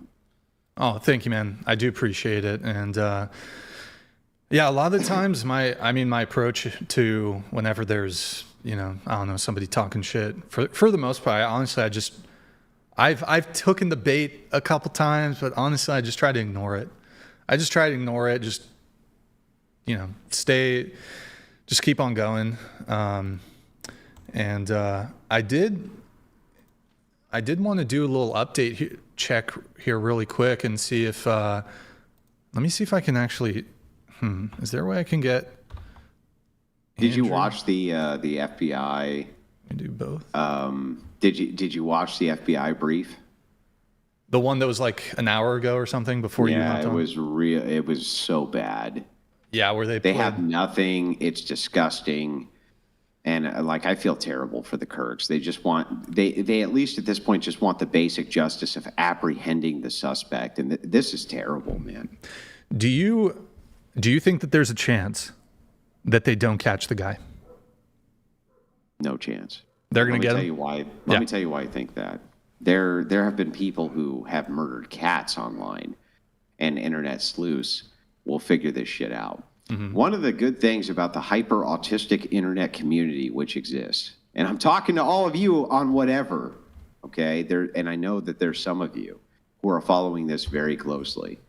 If the FBI and law enforcement doesn't solve this, you good people on the internet will solve this.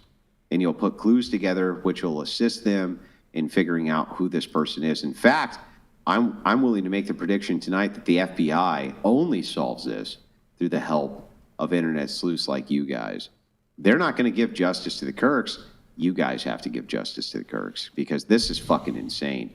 The FBI has very little. Law enforcement at this event was a joke. I watched the first FBI brief. Brian, they said there were 6 cops there for a crowd of 3,000, multiple of them plain clothes. That's it. That was the entire 6 cops for 3,000 people. And then they said, well, Kirk has his own private security team. Well, that security team is looking for problems from the crowd of people rushing the stage, things like that. They're not up there looking for snipers and this type of thing. That's not their function. That's police officers' function. Mm. This was a failure at basically every level. It was a failure at every level. Yeah. I mean, do you think that, I don't know if it's right to, think about this, but do you think that for someone like Charlie Kirk, there was a protocol in place where there could be some anticipation that he could be shot? Like, do they have somebody on standby who's like ready to do like a medic or something like that? Do you think that there might have? No. I think maybe there was an ambulance on site to do basic things like a person has a heat stroke, they can take care of that. The medical team who was on site was probably for things like minor wounds, somebody fell down, they went into anaphylactic shock because it got stung by a bee. There definitely wasn't a trauma team on site who was ready for things like gunshots. And really, why would there be? Right. Kirk ultimately was very moderate in his views, and these were, for the most part, extremely respectful exchanges between him and the audience. There wasn't necessarily any reason to believe that leftist psychopaths were going to take a rechambered Mauser and try to blast this guy 160 yards away. There wasn't necessarily good reason for him to believe that. Now, going forward, most of the right is going to assume that, and they should. The problem is that there's a bit of complacency which happened here. And the complacency was the idea that you can just, in an unmolested way, be able to go on college, university campuses and have these respectful exchanges without having to worry about a sniper in the wings. That's the normalcy bias coming to fruition. And I don't blame Charlie Kirk for that, right? I blame the psychopathic left for that. Right. You know, it's just, I wonder in terms of stifling this sort of activity. Steven Crowder did this stuff in the past. I don't know if he really does it much anymore. He had the change my mind stuff. I had actually contemplated, and I think I pitched to you a while back, like, hey, next time you're in person, let's just go to the street. Let's do men on the street. We'll get a sign, and it'll, you know, just debate people out on the street. And I mean, look, the Whatever podcast, we're kind of you know, small fries compared to Charlie Kirk, but that's something, doing something men on the street style, or, you know, doing something on the college campus has been something I've contemplated doing. I mean, at this point, I'm, at least from my perspective, I'm like, that's kind of on the shelf right now. I mean, but I don't want to, look, I don't want to make it, I feel like maybe it's a bit insensitive to make it about me. You're not, but I understand you're not making it about you, though. What you're doing is you're taking the collective of your experiences and applying it to what the new domain of politics looks like. Big difference between that and trying to make this horrific event about you. Mm. In many ways, you may not realize this, Brian, but you are still paid for your political commentary. People are tuning in right now because they want to know exactly how you feel about this. And by the way, so do I. And the truth is that it's perfectly acceptable, and I understand why so many people on the right instantly were like, man, we got to beef up security. We were talking about this, about the big Nashville event earlier with Modern Day Debate. I'm going to make sure that the people who are there are protected. That's the number one goal. Not just myself and my kind wife, but everybody who's there, we need to make sure is protected. I understand completely what's going through various people's heads right this second. Now, I did talk to Steven Crowder today, and as you know, I don't release publicly the context or generally content of what I talk to other content creators about. But Crowder's overall, I can tell you his overall kind of mindset here was, fuck these people. And if I have to do IRL events again, I will. And we'll do them in a way where they, you know, where who cares what they do. If they have hand grenades, it wouldn't matter. So he's completely on the fuck these people train. And, you know, I got to kind of respect that, Brian. You know, fuck them. They're you know, these bastards, they can't intimidate us this way. If we allow that, we've already lost. Yeah. We kind of brought the show to the street, the dating talk show. This was pretty much exactly a year ago. It was, I think, August, September. And even the first one we did, it was me, my filmer, and Madison. We really quickly, even just doing that, just dating questions, we were like, we need security. And then I discontinued it after about, I don't know, 10, 15 episodes or something. But by the end of it, I had a team. I needed like 4 security guards. I had 4 security guards, and we were just asking people dating questions. And this is like a college campus area.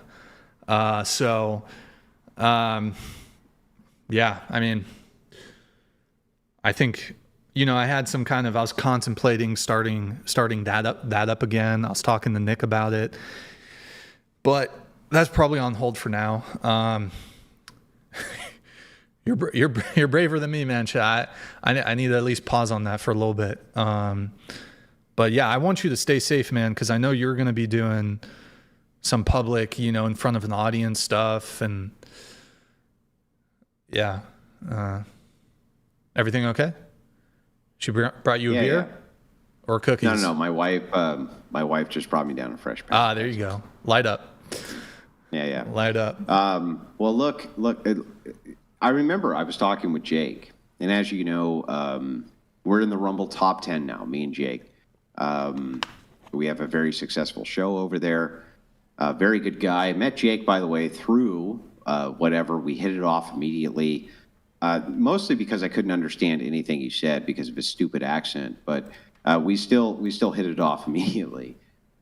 And I know he's devastated as well. I know Jake is. I mean, he's so enraged he can't hardly see straight. But he told me about some of the man on the street things. I guess Ryan brought him along to a couple, and there was people threatening him even there.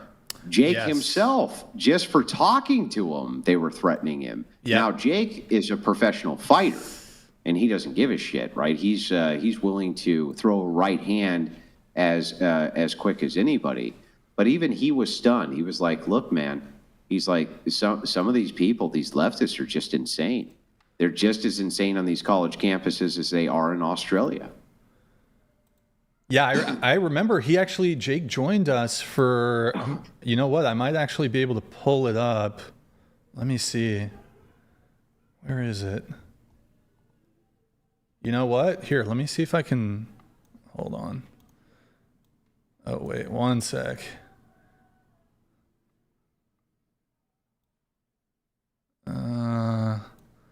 So this is the guy you're referencing. So here's Jake here. Oh, hold on.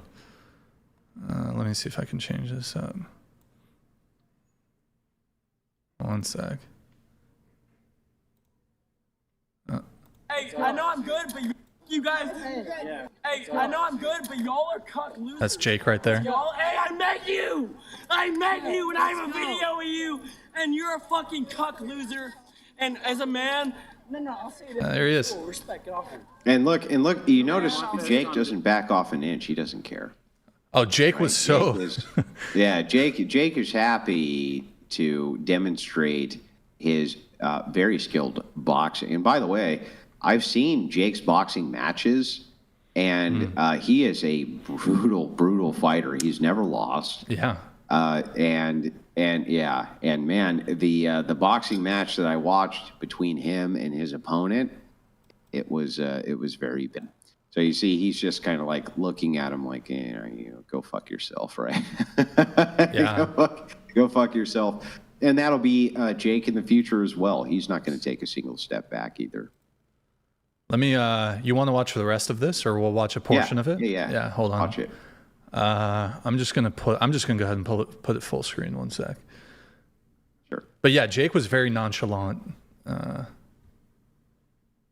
Doing drugs. Wow. So I've actually never done drugs in my life. Can I say something? As a man, because y'all want to support men and y'all want to be pro men and whatever the fuck. Girls, can I say something? Are you turned on by this? I don't care if they're turned on. They don't need to be turned on by this. They know that all these guys sit here and they shit on women. No, because they haven't asked shit. Shut the fuck up to you, Not even they like you. I would fucking put up with that shit. No one here likes you. so Not even them. Get out of here.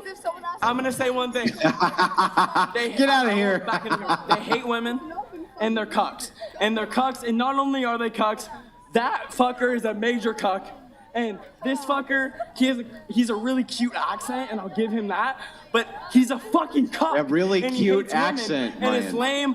And these guys, they sit here and they bait women, and they get drunk women. They get 19-year-old women who are drunk, and they get them on camera, and they get them to say some stupid shit. And it's lame. And so they're anti-women. And not only are they anti-women, they're anti-everything because they're lame as fuck. And you're going to take the camera off me, but they're lame as fuck. And you're not going to put this in it because you're a fucking cuck. You're a fucking cuck. And the cameraman, you might be a fucking cuck. I'm sorry. And it's lame as fuck. And you as security, you back them up, you're the dog. You're not a cuck. I won't, because I won't even disrespect. It gets heavier though. Let's go. You're not a cuck. He's not a cuck. So he's about to press Jake. But he's big as blah blah blah. Yeah, he's big as fuck. But these guys are cucks. And this guy behind the camera is a fucking loser. And he hates women. And no one who likes women. Yep. Get this dork out of here. You're a fucking cuck. Look at this. You're a fucking cuck. Oh, your breast stinks. My breast stinks, and you're a fucking loser, bitch. And you're a fucking loser, bitch. And you're a fucking loser, bitch. And you're a fucking loser, oh bitch. My. And you're all fucking losers, bitch. And you, nice accent, but you're a fucking cuck-ass loser. He likes my accent. And y'all hate women. And you, as a woman, shame on you, because you don't even like women. Because you're a stupid fuck. Oh my God. Kill yourself. Yikes. You're a fucking cuck. You're a fucking cuck. Now, I can tell you another story about Jake, which you guys may not know. One time, I was in the whatever studio, and I was embroiled in a vicious debate with a low IQ fucking idiot feminist. And an olive jar viciously assaulted me. Oh, no. Viciously attacked. Oh, no. It was insane. And Jake, though nobody else would stand for me, Jake came in and showed that olive jar what's one for. And he taught me. He did teach me the way, Ryan. Oh. He taught me the way. Wait. He taught me the way. He said that you just have to take it and... Oh, fuck. Fuck. I need more training, Ryan. Do you have an olive jar prop ready to go? The top, it's greased, Brian. It's greased. You have to, apparently there's a special way you have to open them. You have to like tap on them or something. You have to tap on them. And honestly, have you been doing that as like a bit?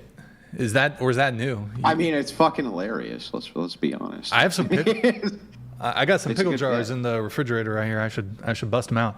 But yeah, this was crazy. Freaking this guy. By the way, I told Jake afterwards. Me and Jake talked about this. So the guy, he like spits in front of him right here. And you're a fucking loser, bitch. And you're a fucking loser, bitch. And you're all. I told him that guy, the way he was acting, you would have been justified acting in self-defense. You could have give him a good 1-2.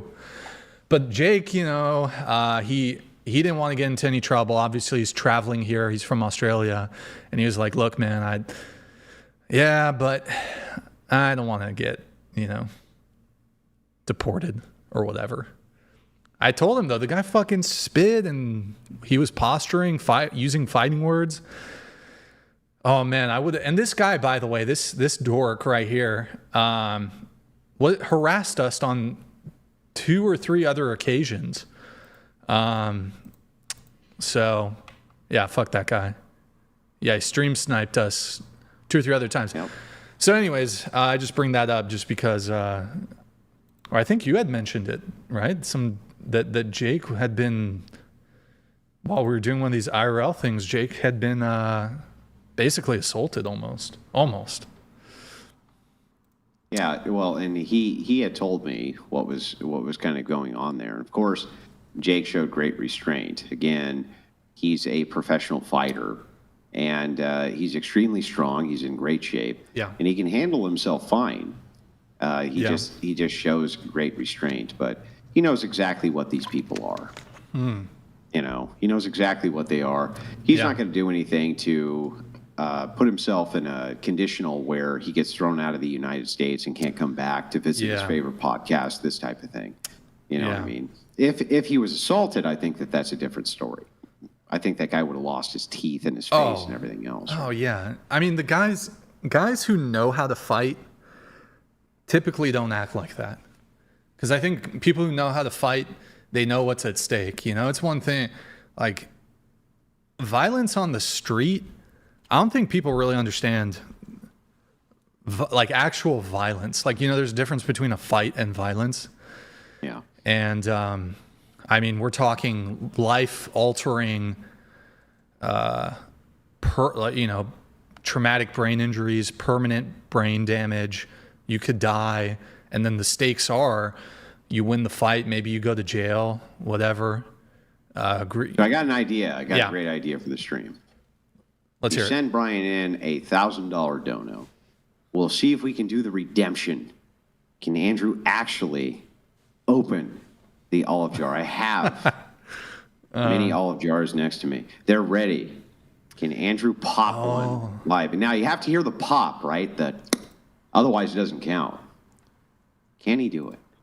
This is the question. You know what would be funny, Andrew, is you should do a skit, and it's like the Rocky Balboa skit. I did the like broken hand skit the next day where I made $10,000 on that stream. It was like every time I got $1,000, another wrap came off and my hand started to feel better. But no, I was gonna say it was it was a good stream. I didn't see that one. What you were just. What was that was the next day. Me and Jake, we were up in hotels in Santa Barbara. Oh, okay. And he brought in gauze and he threw it to me. He's like, "Got to wrap that hand up, champ." You know what I mean? So we wrapped the hand up, and then I did a live stream, and I was like, "Well, I broke my hand, trying to open this fucking jar the other night on whatever." And then every single time we got $1,000, I took a wrap off of it. It was pretty funny. Did you do though, like your own skit where you set the music to the Rocky thing? The Rocky thing? No. You should do. Well, usually what I do is I have jars next to me. Yeah. Especially the Mazzetti. Yeah. Jars, and then anytime somebody says, "Oh, can't open a jar," I just pop one because I think it's fucking hilarious, and then that usually takes the steam out of their bullshit. You should do like a training montage though, like Rocky. I should just be running after the car, But no, the whole training montage, you're just practicing on the olive jars, and you've got like a sweatband wrapped around your head. Totally. And that's good. You got to do getting stronger though. You got to do getting strong. Getting stronger. Yes, that one. I'll do my own interpretation, but it's just going to be me eating burritos. Yeah, that'll just be my. A lot of people think that there was that there was no sense of humor with that, but we all thought it was fucking funny as hell that the top of that jar was all fucking greasy. It made for a great meme, but I mean, everybody I thought was laughing pretty good about it. It was a good bit. Yeah, I didn't even think it was. I mean. A big thing. I don't know. I just thought it was... Yeah, and leftists went fucking crazy, bro. They went fucking crazy. Oh, they liked it, of course. They liked it, of course. Yeah. But I thought it was a pretty good bit. It was moist. I'll say that. I'm vouching for you, Andrew. I felt it. The top was fucking greased. It was fucking greased. The fucking... I don't know. Look, sometimes, women with their lotions, their skin creams. Andrew, do you moisturize? Women have 20 different fucking creams Look, of they course put on. I moisturize. Look at me. Well, that's true. Beautiful glow. That's true. That's true. But I'm telling you, look, these women, they got their cream, their hand lotions and shit.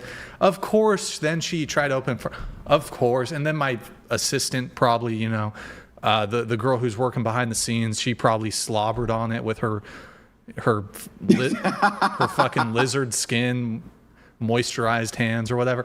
So look, it was probably greased. It was definitely greased. It was greased. It was absolutely greased. Glued. It was glued, bro. It was. Yeah, man. Do you want to react to some of this stuff with me here, or? Yeah. Let's go through it. All right. Yeah. So. Let's see. This one was wild. I don't know if you saw this one. So this woman, and look, we hold people in the healthcare industry to a higher standard when it comes to professionalism. Well, I'll just play the clip. I'm just really glad Charlie Kirk just got himself fucking shot. Wait, he's stop, right. Stop, Brian, stop. What? Is it her voice? That is one of the ugliest fucking women, dude, I've ever seen. She is hideous, bro. I mean, why does her face look like that? That is it. Yeah, she's bald. Brian, she's bald. Am I wrong? She's bald. She's bald and ugly. Okay, just saying. Maybe she has alopecia or something. I don't know. By the way, Andrew, did you do a hair care regimen, or your hair's looking good, man? No. Just got. Yeah, I think I'm gonna. I just wake up and just like run my fingers through it because I have a great head of hair. Great head of hair. I worry. I think I might have just 1 or 2 years left, and then I'm gonna lose it. So. Well, I'm 41. I'm a little bit older. If I was gonna lose my hair, that would have started. a long time ago. I'm sure many leftists would prefer that I was bald, but it turns out that it's just bald atheists who debate with me, like this woman here. If that's a woman. Okay, let me play it. Hold on. I'm just really glad Charlie Kirk just got himself fucking shot, because he's right. Empathy is dangerous to society. So no one should give a fuck that he's dead. He said it. I'm just saying his words. All I'm doing is using his words. You can't be mad at me for using his words. I think empathy is a new wave thing and is very problematic. You right. No empathy for you. Zero. And apparently they say that she's an anesthesiologist. So this is the person that when you go get a You want her to surgery, put you to sleep? puts you to sleep. There's a community note there. They say whatever. I'm not really interested in that shit. But imagine if you're like a Trump supporter or a conservative, and you're going to get a surgery, and most people are quite anxious. And can you trust somebody? I'm really glad. Wow. Can you can you trust somebody in the healthcare field who espouses this kind of rhetoric to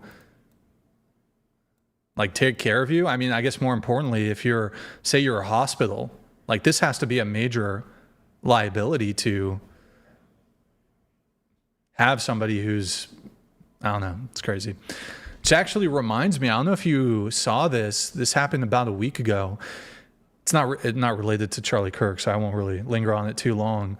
Here in Santa Barbara, locally, there was this nurse who had posted, it went super viral. They had posted on TikTok a string of photographs. Did you hear about this? The Suitor Health thing? I heard something about it, but I didn't investigate it, so I'm not sure as to the validity. There basically, hold on. I'm not going to really bother looking it up too much. I'll keep it on topic, but essentially, those little sheets of paper to protect the what is it, the observation table or whatever it is when you go to the doctor. They put a little piece of paper to cover it up.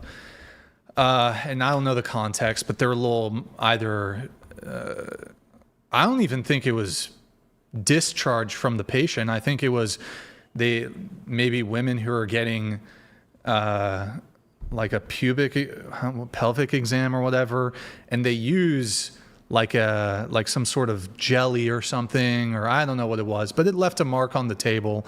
And these nurses posed with the mark and kind of mocked and this was something that happened locally here in Santa Barbara, mocked the patients essentially. And anyways, I don't know. That just reminded me of that just happened recently. So I'll get back to the Charlie Kirk stuff. Is Alex Jones still alive? No, you just finished. Well, the thing that's critical to focus on with Charlie Kirk, and I wanted to get your take on this, Brian. Yeah. Charlie Kirk is now a political martyr. And he's perhaps the first political martyr of our lifetime. I can't actually think of another one in our lifetime. I think that Trump would have been one had the assassination of Trump actually occurred. Right. He moved his head at exactly the right moment, and that didn't happen. But, Charlie, and I'll tell you what my theory is. Many people are saying that this guy was like a skilled assassin or something like this with very good sharpshooter skills. I actually don't think so. So I think that the assassin was aiming center mass. I think he was aiming for the chest area, the larger area. But because he was using a Mauser, which was rechambered, those old military rifles have a very long trigger pull. Very long, especially the sporterized ones. And what I think happened is right at the end of the shot, he jerked. And that actually was why Charlie got it in the neck is because he was aiming center mass. He jerked at the end of the shot, and that actually elevated the shot. And it was actually a freak thing that he got hit where he was. I don't think that the sniper was aiming for the neck at all. And so, this did make a martyr overnight, a political martyr. And I wanted to kind of get your takes on that. Do you agree that Charlie Kirk is now a political martyr for the right, and his name will be brought up for probably the next decade or more when it comes to political discourse? 100%. 100%. He's absolutely a martyr. And, and it wasn't just that he was, going to get a bite to eat somewhere. He was doing the thing that I assume the shooter objected to. So, that adds this whole other component of he was assassinated doing the thing that not just the shooter, but all these people took quarrel with. And he was engaged in the very thing that they hated. But absolutely, he's a martyr.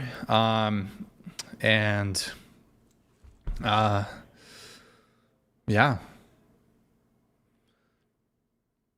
And do you think ultimately, though, somebody posed this hypothetical earlier in my chat. They said these words. They said, I think if Charlie Kirk knew what was going to happen to him, he would have done the same event anyway. And I actually don't agree with that. I don't agree with that take. I think that Charlie wanted to go home to his wife and his kids, and he would have been 10 times more effective, because there's this kind of narrative which is going out that Charlie was actually way more effective now that he's been assassinated than he would have been if he wasn't. I reject this categorically. I think that this guy was only 31. From my view, at 41, he's a fucking kid, right? Right. Yeah. He was just getting started. Oh, yeah. He was just getting started. He wasn't even old enough to run for the presidency of the United States. He wasn't even old enough to do that yet. So, this is a lot of accomplishments packed into a 31-year-old. I don't think that he's more effective because he's a martyr. Even though he was made one from the political end, I would still prefer that the guy was alive doing exactly what he was doing. I think the inroads there were much better. Absolutely. I agree with you on your assessment. I think that, while what happened, maybe it galvanizes people a little bit, and, look, ultimately, I don't even want to think of it and I guess I disagree with these people that are viewing this as some sort of, I guess whether it's on the right or the left is saying, oh, wow, this is really going to galvanize people on the right or whatever. I'm like, oh, no. Ultimately, it's going to be it's a massive net negative what happened. Charlie Kirk was doing huge things. He was going to continue doing big things. He was probably going to go on and do much bigger things. Turning Point USA was already a major force. In 5 years, 10 years, who knows what kind of massive movement it would have been. I don't know if Charlie had political ambitions, if he wanted to, run for, either Senate, or if he wanted, involvement in the, I'm not sure that he would have run for political office. I can give you my reasoning here. Mm-hmm. I think that when people hit like a zenith of cash, like Trump has, or many other billionaires, they'll run for political office because they have so much money it doesn't matter. But just so you guys know, I think the president of the United States only makes like $500,000 a year. Now maybe I'm wrong, and you can look that up. I don't think he makes $1 million a year, but most governors, I think, make around 250K. Like, it's a massive pay cut and a lot of bullshit and a lot of scrutiny that wealthy people don't actually need. So, I'm not actually sure that Kirk would have moved his ground game, which he didn't need, and would have actually cost him a lot of money. And he was more effective in that. People forget this all the time. Sometimes there's some men who are wired to be more effective in the background. They're more effective with a ground game. They're more effective getting people elected than they themselves ever would be as an elected official. And I think people forget that everybody has kind of a core set of talents. Not everybody who is great at politics would be a great politician. I don't know what happened to Brian. I'll hold the show down. So anyway, that's kind of my take there. I don't think that everybody who was, and is great at politics is going to be a great politician. We all have a role to play on that front. By the way, I do want to thank everybody, the whatever audience, for sending in the great donos this evening. It's very kind of you guys to do. I'm sure Brian will get to reading them soon. This event, and it is an event, it's ironic it happened on 9/10, just before 9/11, because I think many people will have the same type of view that they did on 9/11. So for those of us who were alive in 2001, when you ask, where were you on 9/11, most people have their story. That was the thing that happened an awful lot. But I think in the future, this event will often be referenced that way. Where were you when Charlie Kirk was assassinated? I think that's something that's going to come up quite often. Sorry there, I had to just step away for a little moment. No problem. No problem. Yeah. Do you think, I don't know if this, do you think that they might like do a Charlie Kirk Day or something? I was talking about this on my stream earlier. Martin Luther King, he was not a politician, not elected to any office that I'm aware of. But he was the head of a civil rights movement. If you can give Martin Luther King a day, why can't you make a Charlie Kirk Day? Yeah. You can even call it the day of discourse. I don't see why it is that we couldn't. People have been put up, think about how the left freaks out about Columbus Day, for instance. They freak out that much. Okay, fine. Replace Columbus Day with Charlie Kirk Day. What's the objection then? What's the objection then? I would love to see it.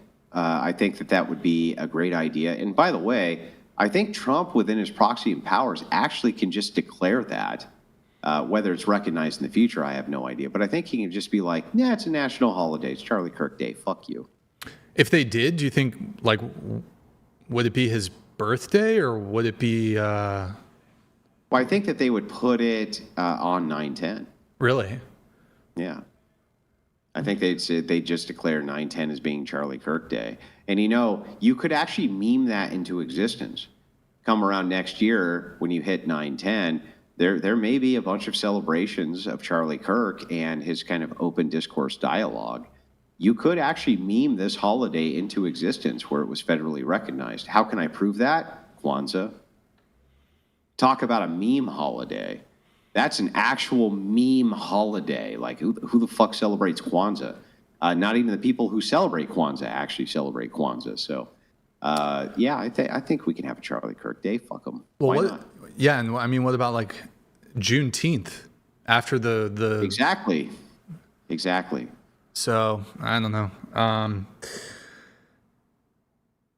don't know if they'll do it, but I'm in favor of it. If they did a Charlie Kirk Day, they should do it. You just call it Kirk Day. Kirk Day. There you go. It's Kirk Day. I'm not going to work today, fucker, just like they do with Kwanzaa, right? It's Kwanzaa. I'm not going to work today. You'd be like, it's Kirk Day. There you go. We ain't going to work. It's Kirk Day. We're celebrating our freedom of being able to call each other assholes without getting murdered for it. So guess what, boss? You're a fucking asshole. And I'm staying home for Kirk Day. There you go. Yeah. I'm going to let a couple chats come through. Give me a sec here. I'll make you full screen, Andrew. You get center stage, Andrew. Let me tidy see. Brian over here. Look at tidy Brian in the box. I can't get my hands over there, but I'm trying. Donated $10. Asmin Gold is also doing a similar thing. Documenting publicly anyone who is advocating and or rejoicing the death of Mr. Kirk. You know, Asmin Gold's a pretty base fucking guy, ultimately, isn't he? Oh yeah, I watch his stream. Like I'll tune in. You know, I'll be eating lunch, and he's usually streaming around noon or whatever. I'll just watch him for 20, 30 minutes, and I watch his clips. And he's actually reacted, Andrew, to a couple of our things. He reacted to you when you with the Desiree thing. You know what? Let me see if I can find it super quick. That could be interesting to just pull up since somebody brought up Asmin Gold. One sec. Hold on. Let me see if I can find it. But yeah, he's super based. And unfortunately, I don't know if you keep tabs on him too much, but his father's going through a bunch of health stuff. Normally, that guy streams like a beast. He streams almost every single day, but he's taken some time off. And I mean, he would have been all over this and just exposing these fucking lunatics. And see, you know, you gotta love Brian. He's right. Fucking lunatics. And they're fucking lunatics. Oh, it's worse than that. They're monsters. They're monsters. And hold on, I'm trying. Did you see what? By the way, Brian posted this on his Twitter. And the reason that Brian, many of you may not know this, the reason that he uses the Brian Atlas Twitter over the whatever Twitter for a lot of this stuff is because he was shadow banned by Musk. Yep. We've tried to get this sorted out multiple times, and we can't seem to. But anyway, he posts often from the Brian Atlas Twitter account, and you did post about Crash Out Kylie, Balls Palsy herself. Yep. And her freaking out about the Charlie Kirk situation. Yeah, let me see if I still have that. Oh man, I think I closed out her. I reacted to it right before you had hopped on stream here. She's made like 3 or 4 videos about it. I only watched one of them. You know, as is usual with Kylie, total dog shit retarded take from Kylie. But and then she's liking a bunch of, you know, I like we were talking earlier how these hold on. Sorry, one sec. How all these kind of TikTok leftist creators or whatever, they're kind of feigning sympathy or whatever, but it's really bullshit. You know, you look at their comment section though, you look at what their fans, their audience is saying, completely despicable. And Kylie got busted. She would you know, in her videos, she's somewhat conciliatory or whatever. I'm not even going to give her that. She's liking all the nasty comments in her comment section about Kirk. I've seen some completely despicable comments. You know, people will be, oh, wait, hold on. Wait. You remember that one time she lost a debate and said she was raped? Yeah, that was really bad. Yeah, I remember that one time that she was like, I understand now. Me losing a debate is exactly like all the times I have been sexually assaulted. She actually said that. Crash Out Kylie actually said, I felt like I was digitally assaulted because I was in this debate, and it was the equivalent of my sexual assaults. Do you remember that, Brian? Yeah, that was ridiculous. Fucking ridiculous. Have you ever heard anything? Has anybody ever heard a person say that their debate loss was the equivalent of being sexually assaulted? Has anybody ever heard anything that ridiculous in their life? That's what I'm talking about when I was saying people go nuclear. They go nuclear, and, you know, that whole thing with Kylie, that was not like, that was, you know, even her freaking out and crashing out in studio, whatever. Oh my God, move on with your life. But then she... Wasn't all of that just because I told her no? Yeah, basically. I just told her, like, you're not in control of me. Yeah. I don't need you to tell me how to conduct a debate. And these are actually the parameters I'm comfortable with. And without that TikTok mute button, she didn't have it. Yep. She just lost her fucking shit. And by the way, that is very, very common with these feminists. Absolutely. The thing I was going to pull up here really quick on that. some of the stuff that I've been seeing in terms of the comments. So this is the Un-F America tour that, you know, basically I call it the stalking Charlie Kirk tour, the stalking TPUSA's tour. Basically followed them around TPUSA to all of Charlie Kirk's events. So the entirety of the purpose of this was to try to hijack the audience which was there. So here was the plot. The plot was that they were going to take major TikTok personalities and they thought that this would transfer over to IRL action. It didn't. They began to go to these events. They started with trying to debate Kirk, and Kirk did debate Parker. I think he debated Dean at a point too. I don't remember, but I know he debated Parker. Parker had a big cope stream after that. But the interesting part here is they thought that they could, if they had a bunch of young TikTokers, hijack a portion of that audience. They were trying to steer it away from Kirk so that they could get this big victory moment and say, well, there's Kirk over there with his TPUSA event, but look over here with our event, we stole his audience. That didn't happen. Nobody showed up to their Unfuck America tour, and most of the creators were pissed because it wasn't diverse enough. There's always sort of, with the wokies, there's always a bunch of like stupid infighting, and because of their retarded mindset, they can never actually organize.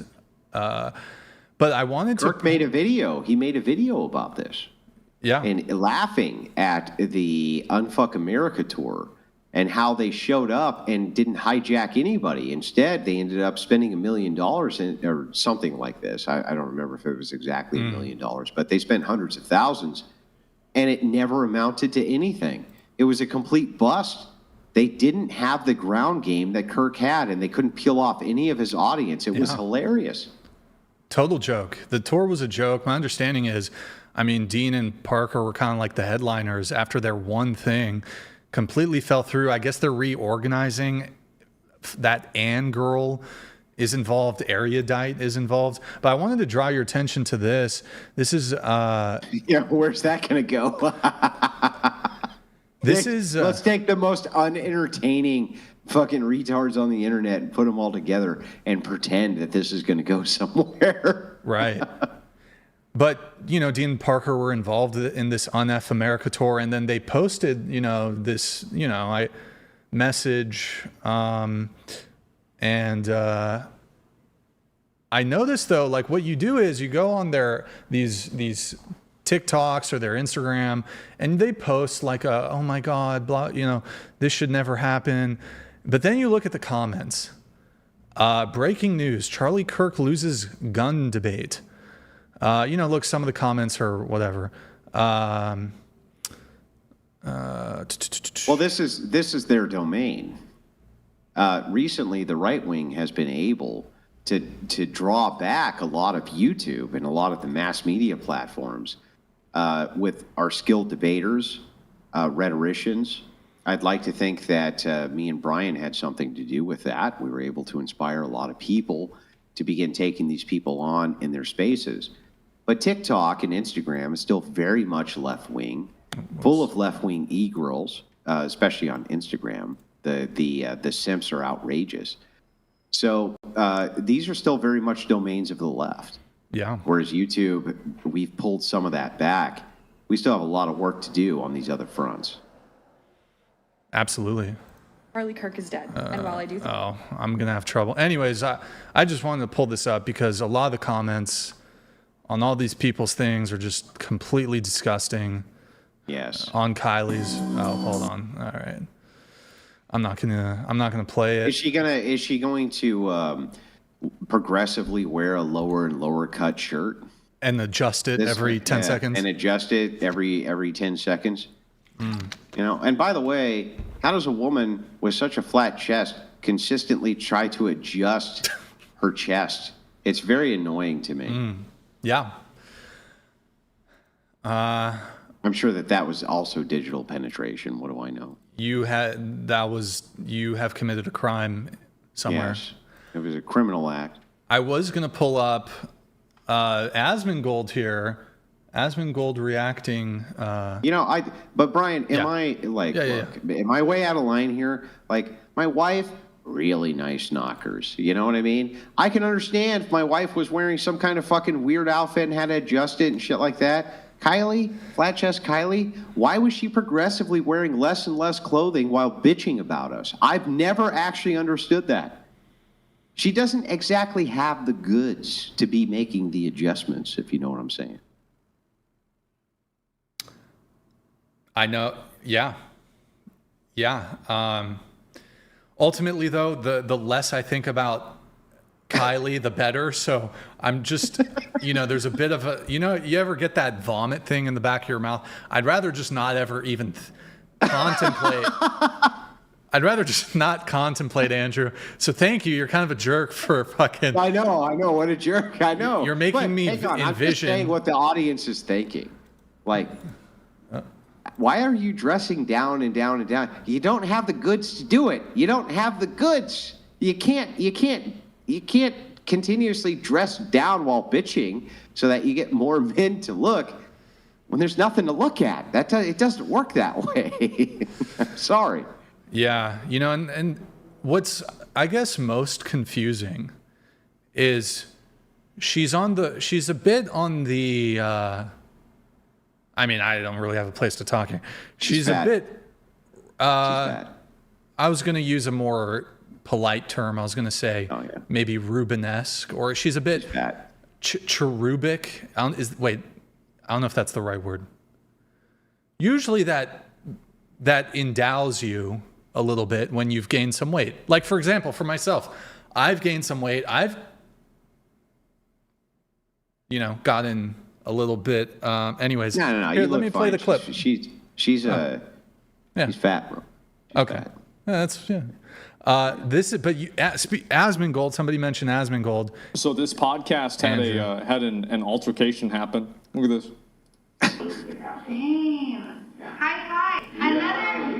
No high five. Just so you know. No high five. Oh my God. But here's the thing. Why are you making me relive I'm not this gonna trauma, Brian? You know what? Why Trigger are you warning. making me relive this trauma? Oh, I'm gonna. He's just like, nah, bro, I'm not about it. So the guy made a response to this. He said, if I had done this to her, I'd be in prison right now. No better example of a double standard and female privilege. You want to know the truth? He's completely right. He is absolutely 100% right. It's not even a question. Look at that, bro. You know what that reminds me of? That reminds me of Bilbo Baggins when he tried to take the ring back from Frodo in Rivendell. I see that shit, I say, ho, ho, ho! It's amazing that, women get, a pass for doing stuff like this. It is crazy. Double standards are an incel take. Yeah, they are. People have convinced themselves that wanting people to be treated equally. I'm not going to see that. Oh, yeah. I'm not going to show that on stream, but... I'll tell you guys another piece of insight here that maybe Brian has never told you, but you're going to hear it for the first time tonight. After the show was over, Desiree offered me a ride home. Now, I, of course, was like, well, no, unfortunately, I just couldn't because me and Brian have other things going on tonight. But she offered me a ride home. And it was very obvious that she was offering me whatever ride I wanted. I'm just going to put it that way.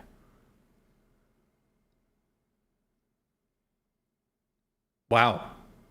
Yeah. What's crazy, Andrew, about that? She also she attempted to solicit me for that. Did you do it? No. Did you do it, Ryan? No. But she was, it's so weird because I don't know if she's bipolar, but she threatened me at least half a dozen times that she was going to file a lawsuit against me for I don't even know what, just crazy, incoherent ramblings. But then a day later, in between various legal threats, she would also proposition me for sex, which I declined enthusiastically. And I like the enthusiastic decline. Yes. The thing is, though, too, is here's what I don't get. What's even the point of that? Like you can have way hotter chicks than Desiree. Like what, you know, like what are you thinking? You know what I mean? What is she thinking? She's insane. She's insane. Rachel in the chat said, I remember her obsessively DMing Brian. Oh yeah, here's the craziest part. She had somebody, and I guess this is, I don't know if this is in the past, but somebody do a sketch of her soulmate. Oh yeah, that was fucking hilarious. Oh my god. And it looked like me. It looked exactly like me. Yeah. But I don't know if that was I don't know if she's doing some sort of bit or something, but she sent me a doodle or a sketch from one of these people that, I don't know. She didn't do it. She had some clairvoyant or some shit do a sketch of her. Now me, it was funny because, of course I told my wife everything, right? There's no secrets there between us. And so I told her, I was like, here's exactly what happened. Here's exactly what she said. Blah, blah, blah. And of course, the first thing my wife said is, I'm going to hunt her down like a dog in the street. And you know what I mean? Yeah. And I was just like, it's not even worth your fucking time. Right. But she was not thrilled by that. Oh, yeah. By that course of events. Let's put it that way. She was not thrilled about it, Brian. Wait, Andrew, can I ask you, Andrew? Because do you get, I mean, it's quite clear. You say you're a married guy, right? But I feel like that wouldn't. What do you mean I say that? Is there doubt? Is there doubt, Brian? No. But I guess what I'm saying is, like, it's no secret you're married, you're taken. Yeah. Do you get, and you don't have to say on, but do you get women who DM you who are expressing a romantic interest? Constantly. Look, Andrew, you're a good-looking guy. You're charming. Well, my wife, I'll tell you the great secret. My wife has complete and total access to all of my social media, and I have complete and total access to hers. Okay. Now, I don't know how much she looks or doesn't look, and she probably doesn't know how much I look or don't look. But the thing is that she has a right to kind of take a look at everything that's going on there. I think that that's perfectly acceptable. And so, you know, in my mind, it's always like, I wonder? Mm-hmm. I wonder in my head, I wonder how many of these fucking women she DMs. I wonder how many of these women she DMs and is like, you stupid fucking bitch. You know, that's what I wonder. Shit. So I have the opposite, like view of it. I always think in my head, like, I wonder what my wife's saying to these fucking women. That's how I view it. Yeah, Rachel, hold on, let me make sure it's safe. Rachel says, that makes skanks want him more. Oh, I see. 'Cause it's kind of like a woman, she won't date a guy who lives with his parents, but she will date a guy who lives with his wife. Okay. Yeah, probably. I also think that there's another aspect of this, which is that there's a lot of women who I think would go ahead and do that, not because they even liked me or because they thought I was good looking or anything like that. I think that they would do that specifically just to hurt my wife. I'm not lying. I think that they would do it specifically just to be like, we took this great thing and destroyed it. Fuck you. And I know how fucked up that sounds, but at this point, I'm convinced. Yeah. Well, you do have a great wife. I've met Rachel, but yeah, that must be interesting. Like, your DMs must be crazy. Well, they're bad in a lot of ways, but I mean, like, on that front, I'm not. Look, I'm just gonna be honest, right? It's bad. She knows it's bad. Yeah. I don't even bother, you know what I mean? But sometimes I wonder in my head, and I've never asked her, by the way, because I don't want to know. But sometimes I do wonder. I'm like, I wonder what the fuck she said. You know, I wonder what the fuck she says to these fucking frauds. Does she respond? She responds to them if they're DMing. I don't know. You don't know? I don't know. And you know what? I don't want to know. I don't want to know. You know what I mean? I'd say it's one of those things where it's like. It's a very strange dynamic that's introduced, There's nothing I can do about it. You know what I mean? And I don't even want to know. I don't want to know if she's taking all of her vitriol out on these fucking women. I don't fucking care. It's just not my concern. I wonder if, it'd be a really funny segment is Rachel just hops on your stream and I don't know, she could probably do that shit for 3 hours. She goes through your DMs of women who have DM'd you with a romantic interest, and she just talks shit to them for like an hour and just DMs them back. Like, I don't know, that'd be kind of funny. That's crazy though. That would be funny. Like, it's no secret you're married and still the women are DMing you. You think it's been thousands of women? Well, I think that the point, like, look, it's the same reason. I think if Andrew Wilson started an OnlyFans tomorrow, let's say, started an OnlyFans and started putting out nudes and content, shit like that, I don't think people would tune in because they actually wanted to see me naked or me having sex. I think they would tune in just to watch something that they consider to be like righteous or something like this get destroyed.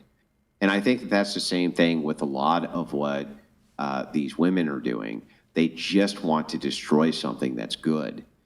And that's why I don't pay attention. I don't let it take any of my time, effort, energy, views, anything. I just don't even let it affect me. I just don't even think about it because that's the goal, right? The goal is just to destroy something good. Yeah, that's crazy. That's crazy. It is crazy, but yeah. Hold on, I'm checking if there's any updates on anything. Let me see. Do we have? Oops. No, nothing new. I was doing this thing. There's this annoying thing here where Wikipedia is this left-leaning. Wikipedia has a very massive left-leaning bias.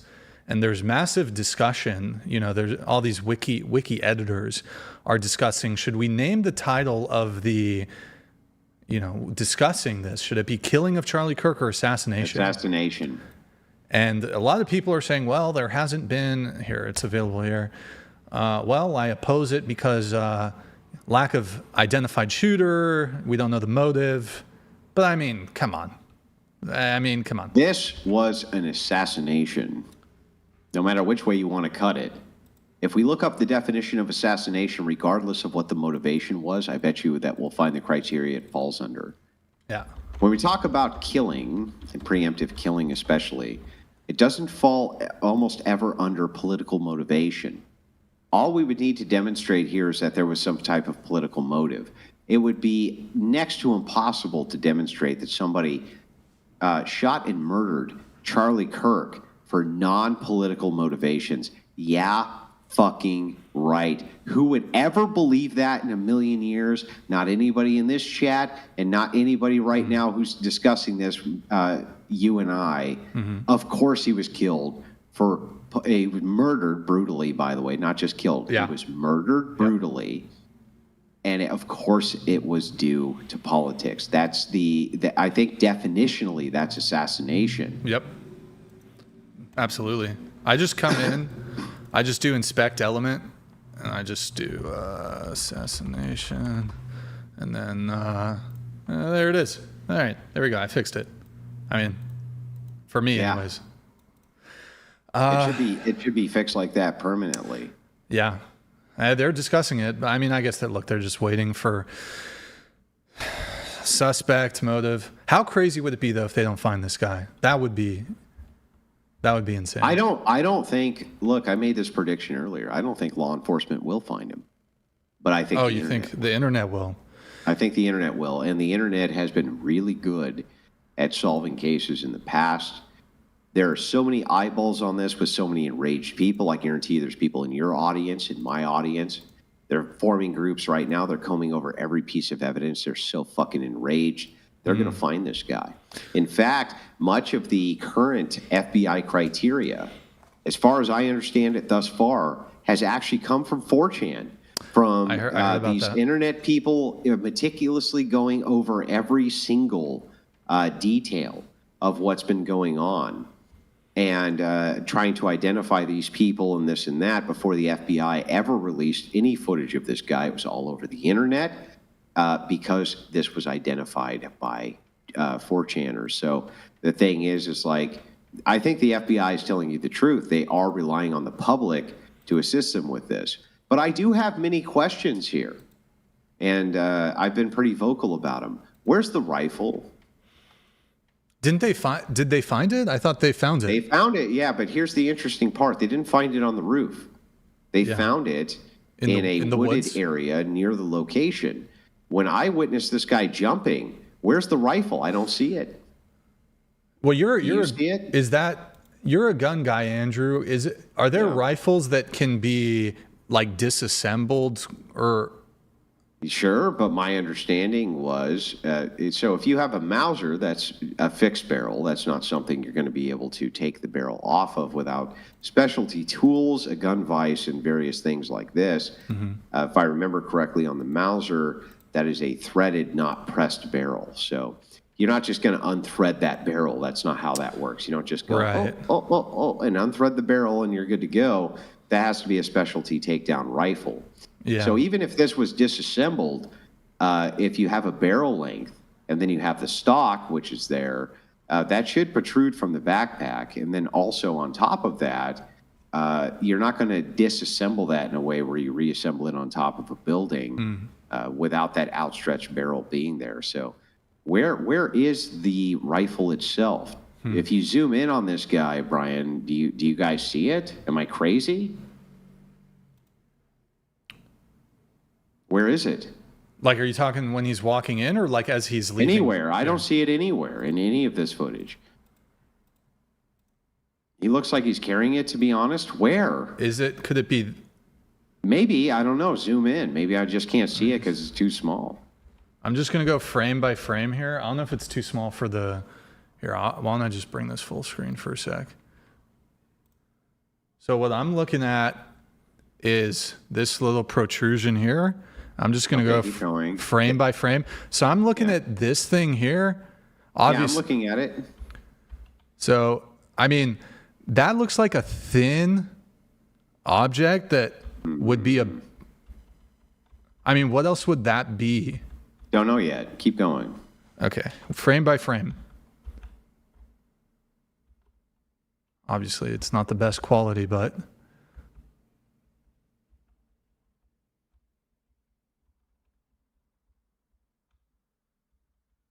It looks like it's in his hand. Oh. I don't know if...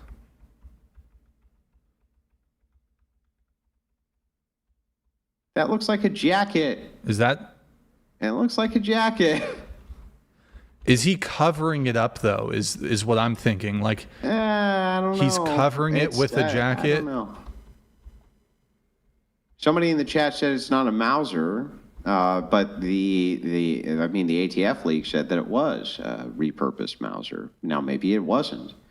But at 30-06, I can't think of very many takedown rifles in a 30-06, so I'm not really sure. But I have been confused about this footage since they released it because, look, you see how that's dangling?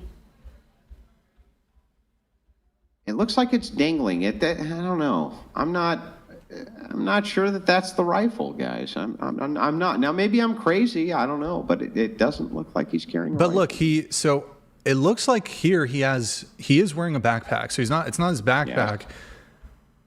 So wait, is this his arm, or? It's very hard to tell. I'd have to really do an analysis. I only saw this first time today, and I haven't zoomed in and done an analysis. Yeah. It just doesn't. I'm confused as to where the rifle is. I don't see it in any of the footage of him walking in. That they have, and I'm not exactly clear that I see one now. What else would it be? Come on, it looks, I don't know. It looks like a jacket to me.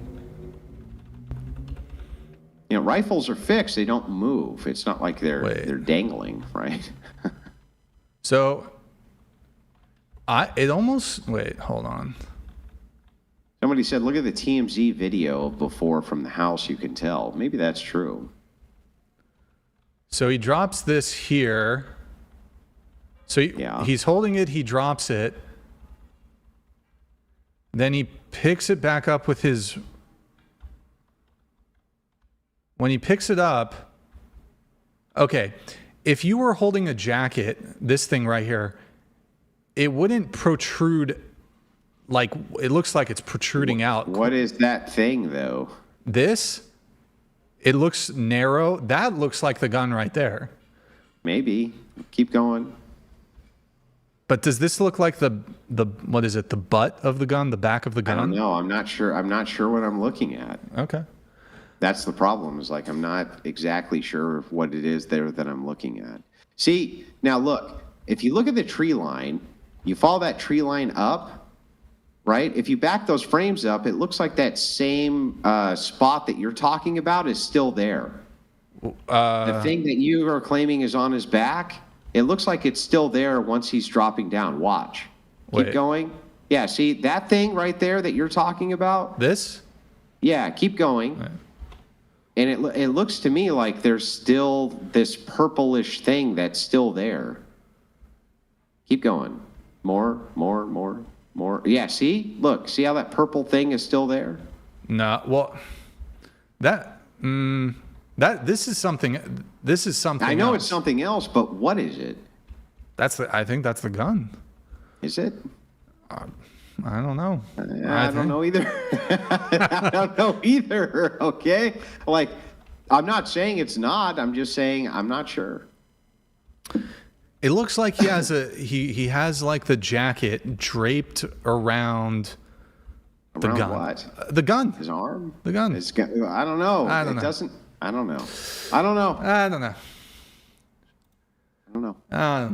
know. Let's see. What else was there? I wanted to react to... By the way, I mean, just like me, if I was on top of the roof like that, I would have just tossed the rifle off the roof and then jumped off down where the rifle was. Why would you try to carry it down like that? It's kind of silly, right? You would just toss it off? Yeah, of course. That's a very bulky thing to be hopping off of a roof with. Right. I don't know. But we don't know. The details haven't been released as to what type of rifle it is, or else I could do a much better comparative analysis. Yeah. But I can't really see very much either. So. Yeah, I mean, fortunately, security camera footage it's typically not super high quality.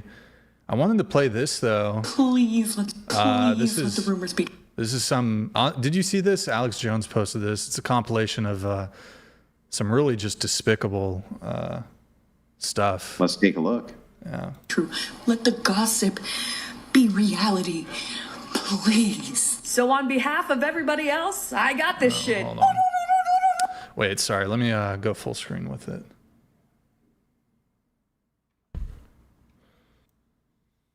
Sorry.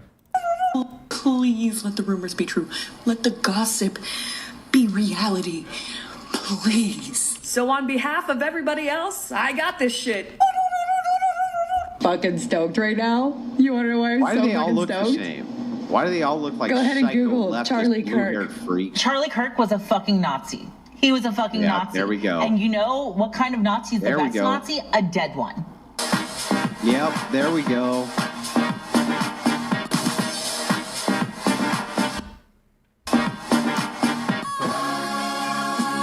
I'm not saying she deserved it, but I'm saying God's timing is always right. You support Charlie Kirk shooter? Sure do. He does all a favor. Shit. Would you shoot somebody like Charlie Kirk? I would have killed him myself. Conservatives have been disgusting for years, which is why I don't give a fuck about anybody that winds up at any of these rallies and gets shot or whatever the fuck. Charlie Kirk, he wants to be pew pew. That's why he fights so hard. We got Charlie in the neck. Who's up next? I just watched a close-up video of Charlie Kirk getting pewed in the neck. No fucking way he survives. So you know what time it is. We got Charlie in the neck. They got him in the neck. Brian, I can't take it. They got him in the neck. Shit with. I can't take it anymore. I can't watch these fucking pukes, these pieces of shit, doing their little celebratory tour, knowing these blue-haired freaks that this man, oh man, the cost to his family, it's too much, dude. I can't take it. I can't take it, bro. Hold on, I'm trying to get you back here. These are the most evil fucking bastards. They're the most evil. I just can't. I can't do it. I can't fucking do it. You know what I am going to do, though? I'm going to let you get back to your stream. Thank you for having me on. Yeah, man. I am going to have a quick little last drink with the audience. Thank you guys for having me on whatever this fine evening. It's always good to see you too, Brian. Yeah. I'm going to have a quick drink with you guys. Maybe we'll have a new olive jar controversy tomorrow. We can only hope. You have any big plans? Anything coming up, Andrew? Or oh yeah, we're working on a ton of great projects. I can't reveal all of the information for all of them just yet, but yeah, we have a ton of stuff going on. Of course, in November we have DebateCon. I hope to see all of you out there, and I hope you guys buy a ticket. We rented the top floor of a very famous bar. It can seat 400 plus people. If you have a ticket, I don't care what level it is, VIP, whatever. I made sure it's an open bar for everybody. We're going to have catered food, and I even have a live band there that will take requests. So I want to make sure that you guys who come out have a wonderful time, and we're going to make sure that there's good security on the premises for you. So go over to Modern Day Debate today, get your tickets, and Brian, thanks for having me on, man. Yeah, Andrew, thank you so much for joining the stream, man. Again, I just hope you and Rachel are doing okay. But yeah, I appreciate you dropping by. Thank you for the raid earlier. Well, and mostly, yeah. you know, guys, I'll ask you, even in the chat, you know, send some kind words her way. It was very brutal for her that she had to see this, and you know, she's been taking it very hard. I understand exactly why. So just a kind word. You know, you got her back. Anyway, thanks, man. I appreciate it. Yeah, have a good night, Andrew. Good night, man. Thank you for coming in. All right. Thanks, Andrew. Shout out to Andrew for, let me close that out, for joining us today. I hope you guys enjoyed having him on. I'm going to stream for a little bit more. I don't know, was this, guys, oh, Donald Trump gave some remarks here. I would like to watch that, it seems. And then can you guys tell me, was this from earlier, chat? Here, let me, do you guys know if this was from earlier or was this just new? Is this a new update? Max, thank you, man. Appreciate it. Curtis, thank you. Yeah, guys, we're going to watch Trump's thing. I'll stream for a little bit more, cover a few more things, and I'm going to also wrap up here pretty soon. Is this the one that we already watched? Wait, did Asmin Gold react to this?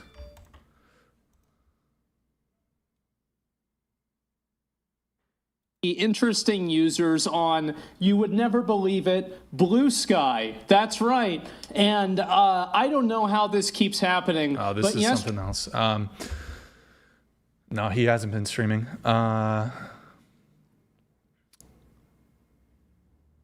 So we already saw it then? We already saw the... Here, let me just play it. I'm off the edge. And then drop down to Caitlin. And the free. Thank you, Governor. Bo Mason, Commissioner for the Utah Department of Public Safety. If you look up to the top left, that we already saw that. Did Trump have? Hold on, let me see if I can find it.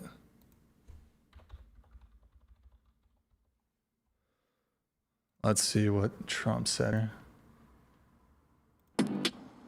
Fantastic people. Actually, you know what? Let me read some chats here. I don't want to screw people over. Sorry, guys. Me and Andrew were just talking. I mean, this isn't... There's not really a threshold or anything. There's a lot, so I do apologize that we're just getting to these now. We did the one about Asmin Gold. Hold on just one sec. Hey, I'm just doing a test here. Is there a delay? Like, if you're looking at me talk here in the corner, in this, is there a miss-sync? Are my lips not synced to what I'm saying? Does it look off? And now I'm going to change it. Okay, now I've changed it. Let me know if it looks... It should look better. I don't know if there's a weird sync. Tell me if the sync looks weird. I have no idea. Looks fine. Did it look... It looks fine either way? Okay, that's weird. Here, I'm going to just open up the chat. One sec, guys. Boom. It's my first time doing a stream like this, really, so appreciate your guys' patience with me while I'm fumbling over all the technical stuff. All right. Looks good? Okay, that's good. All right. Let me let some chats come through, then we'll listen to Trump's... Oh, this is... Okay, hold on. I don't think this is about Kirk. This is about 9/11. Okay. There's a really nice memorial here locally in Santa Barbara. Let me see if I can pull it up. YAF did it. I'll just play that here real quick before we do.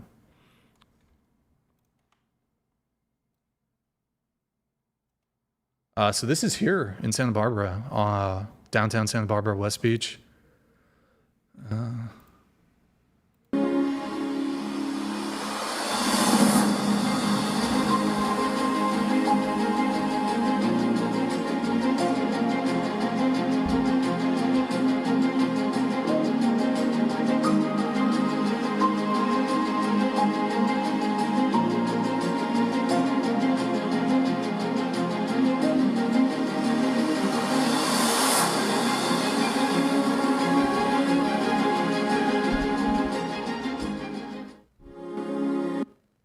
So yeah, they went, this is a popular, this is kind of like the main beach, I guess you could say, in Santa Barbara, where I live, and they placed almost 3,000 flags in honor of the nearly 3,000 lives that were lost on 9/11. And they, oh, I didn't even read this. In honor of Charlie Kirk, we placed a singular flag parallel to the, oh, that's nice.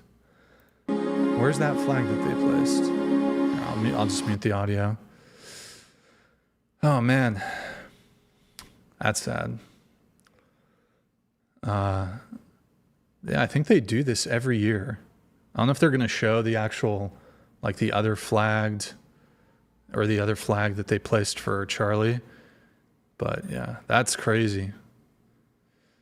It's a lot of lives lost, guys. Oh, man. Anyways, here, I'm going to let the, we'll just let Trump be the backdrop for this. Let me do the chats. All right. Muddy Ninja. Muddy Ninja donated $30. Thank you, man. Brian and Andrew, thanks for you all political and dating views. It has made me change all my views on the world. Stay safe out there. Rip Charlie. After work I get the drink, Andrew. Yo, Ninja, thank you so much, man. Appreciate it. Thank you so much. Disgruntled Care Bear donated $100. Thank you. At this point, there is no reasoning with them. They have decided to silence anyone they dislike, then cry wolf when we snap back. We need to start making these people accountable for their actions. Yeah. I mean, I've definitely seen a big push from people saying, you know, some of the rhetoric or some of the stuff, you know, people aren't going to accept it anymore. Muddy Ninja 2,528 donated $10. Brian and Andrew, thanks for you all political and dating views. It has made me change all my views on the world. Stay safe out there. Rip Charlie. After work I get the drink, Andrew. Yeah, thank you, Andrew. Or Ninja, my bad. Thank you, man. Thank you. Raymundo donated $10. Thank you, man. To be assassinated publicly for debating kindly and equally is inhumane. If it was the other way around, they'd be livid if we were parading about a citizen being killed. Murder equals bad, period. Yeah. By the way, to my great... hold on. Was this...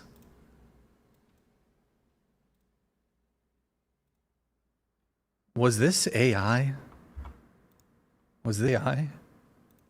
Fellow Americans, I am filled with grief and anger at the heinous assassination of Charlie Kirk on a college campus in Utah.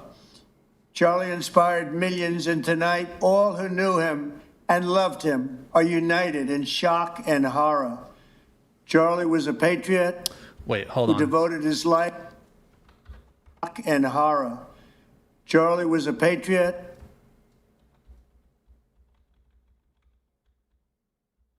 I guess that looks okay. Wait. Hold on. Wait. I'm looking at his hands. Okay, so here's his pinky.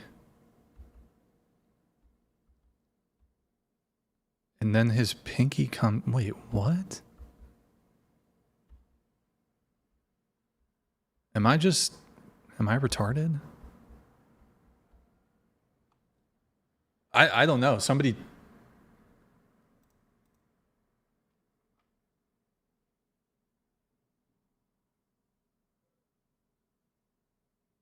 Patriot who devoted his life to the cause of open debate and the country that he loved so much, the United States of America.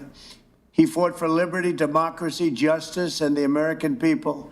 He's a martyr for truth and freedom, and there's never been anyone who was so respected by youth. Charlie was also a man of deep, deep faith, and we take comfort in the knowledge that he is now at peace with God in heaven.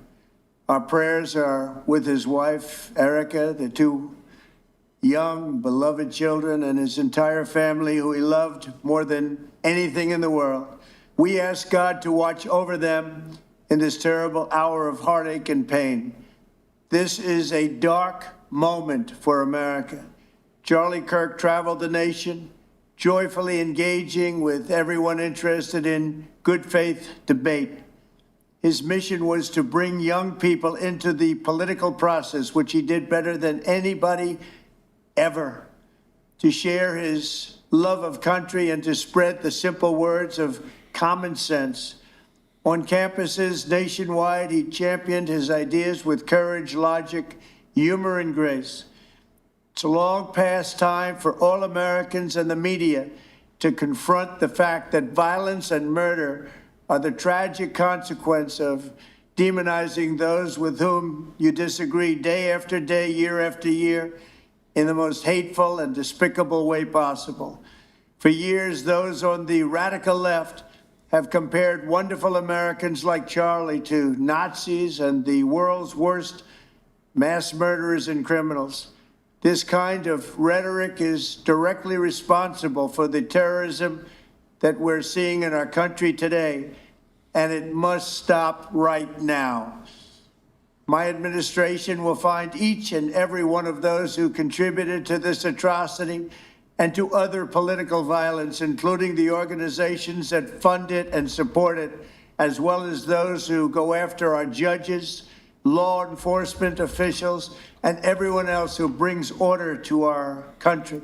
From the attack on my life in Butler, Pennsylvania last year, which killed a husband and father, to the attacks on ICE agents, to the vicious murder of a healthcare executive in the streets of New York, to the shooting of House Majority Leader Steve Scalise and 3 others, radical left political violence has hurt too many innocent people and taken too many lives.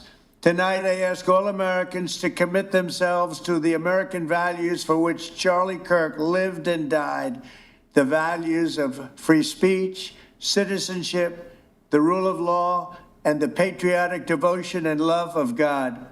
Charlie was the best of America, and the monster who attacked him was attacking our whole country. An assassin tried to silence him with a bullet, but he failed because together we will ensure that his voice, his message, and his legacy will live on for countless generations to come. Today, because of this heinous act, Charlie's voice has become bigger and grander than ever before, and it's not even close. May God bless his memory, may God watch over his family, and may God bless the United States of America. Thank you. I don't think it's fake. I don't think it's fake. I don't know.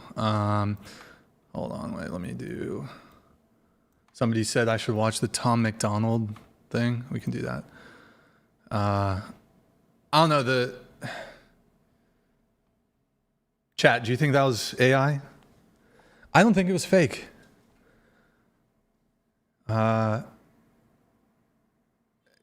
It seemed way too detailed. Like, if you looked right above him in the window, you could see the reflection of the teleprompter. Would AI? I don't think AI would do that. And then you also see his eyes slightly, when people read from a teleprompter, their eyes slightly dart back and forth. I think it's real. Anyways, have you guys seen this one? I didn't see this yet. We also have new video of what police are looking at right now this hour. TMZ has obtained new video of the before and after images of the suspect accused of killing walking to the venue in this neighborhood. Take a look. You can see the images now of that suspect. They're walking in the street. And if you can see, the person is walking with a limp there, and it is believed to be because that person has a rifle in the pants, and they are walking very difficult because of that object that is inside of the pants. Take a look here of that limp right there. And you can see there the suspect continuing to walk the street there, very close to where the venue was. And then this is after where we see now that suspect clearly running in the field.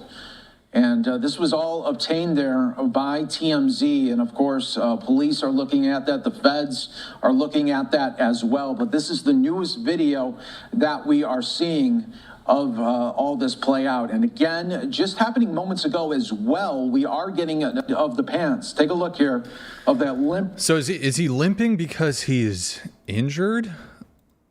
And you can see there.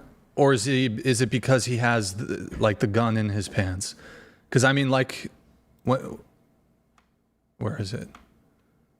Like I was saying, guys. Like if this was me, I'd probably die from a fall from this height. Like, I'm not even kidding. I'd probably be dead. My fucking knees explode out of my legs. But yeah, this is, you fall from here. I don't know.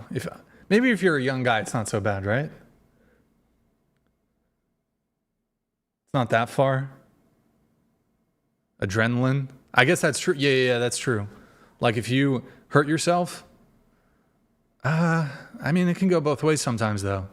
Like, sometimes you hurt yourself and right away you're instantly limping or whatever. But other times, well, for sure, adrenaline. I mean, he just fucking committed like this atrocious. Okay, I don't know. He does kind of almost look like he's limping here too, though. A little bit. But it's a limp run.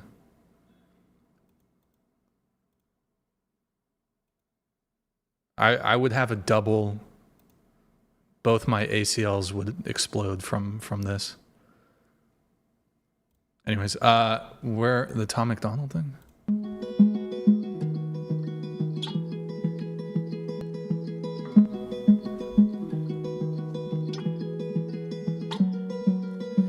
Shot down and he was barely 31. Another woke coward took a life with a gun. He left behind a wife and a daughter and a son. All he did was try to speak for all of us. And I'm so tired of the hatred and the narratives. The patriots ain't dangerous, woke people are the terrorists. They shot and killed the father, sent a message to Americans. They ain't gonna stop until they bury us. Dear Charlie, I don't know if you can see us now, but if heaven has a window, I sure hope you're looking down. Cause we ain't going quiet, we gon' scream your name loud, and you're gone, but I swear to God that we gon' make you proud. We ain't backing off or giving up, I'll preach what you taught me. They may have killed a soldier, but that man had an army. This is far more deep than some political parties, and you can't kill freedom, so this one is for Charlie. This ain't the America that all our parents love, but good man tried to. Okay.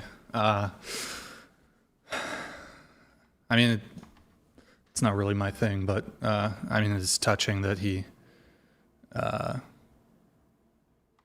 did a little tribute dedication to Charlie there. Okay, so yeah, we looked at that. He's limping. And you can see there the suspect continuing to walk the. So wait, is he limping because he got hurt from the fall, or because of he's got the gun? And I don't know. Let me continue on with the chats. One sec, guys. All right. We have. By the way, actually, really quick, I'll just thank. Want to thank you guys for following on Twitch. If you guys want to support the show, we also live stream on Twitch. Drop us a follow if you're enjoying the stream. Check if you have a Prime sub available. I know you guys send in a whole bunch. Usually we'll do little shout outs or I'll do displays, but I'm just kind of solo running the stream right now. So just want to thank all you guys for the support here. Thank you for all the Prime subs, tier 1s, etc. Really appreciate it, guys. Thank you. And let me let the chats come through. Whoops. All right.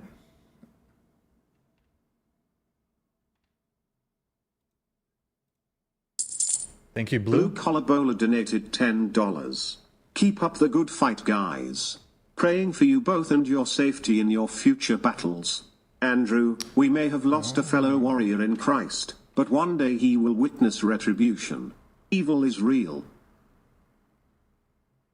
Yo, Blue, thank you, man. Appreciate it.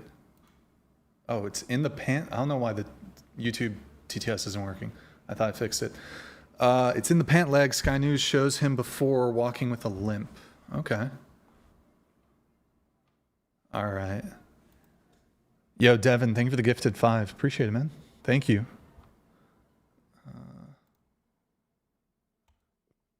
Who cares? Thank you, man. Who cares donated $10. This is a tragic death. Setting parties aside, this is an American that got murdered. Just so the liberals know, Charlie won.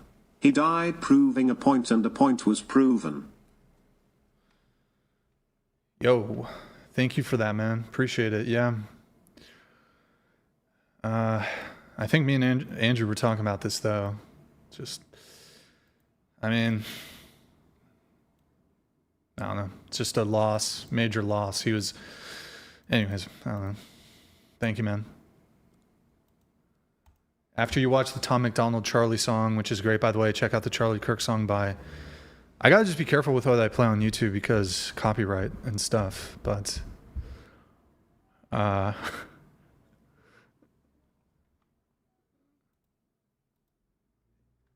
Thank you, man. Appreciate it. Keith...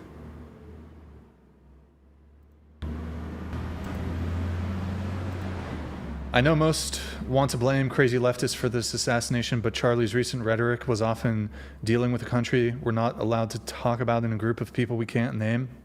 Just saying. Look, I'm not a politics guy. I don't know anything about... Don't ask me. I don't know about any of that stuff. I mostly just talk about like the feminism and dating and stuff. Thank you guys for all the primes. Appreciate it. I know a bunch of you became members. Our stream, it's hard for me to pull some of that stuff up. It like won't let me. So let's see if there's anything else we can kind of react to here at the end. I do have to get going here in just a bit. Have they changed it? Still killing. Manhunt. Anything? Is there like a live ticker or anything that I can look at? Like I've been looking at Cash Patel. And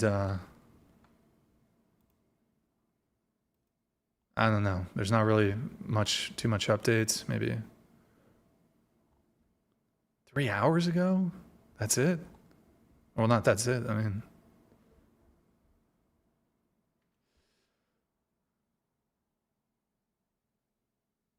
check my message.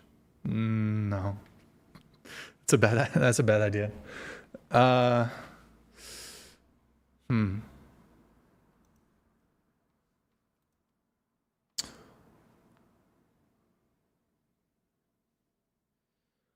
This was kind of fun though.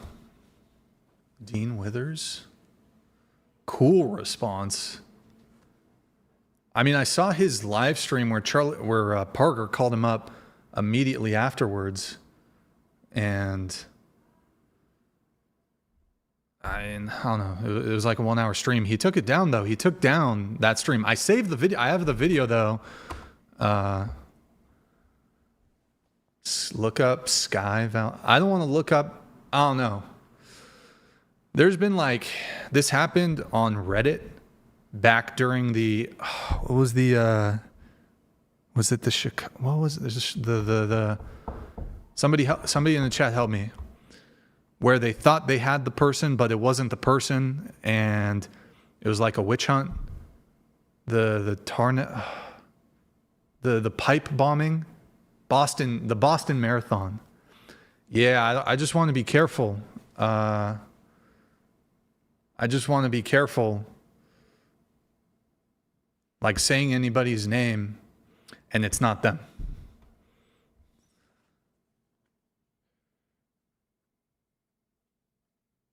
Because then that can lead to a lot of crazy situations. Oh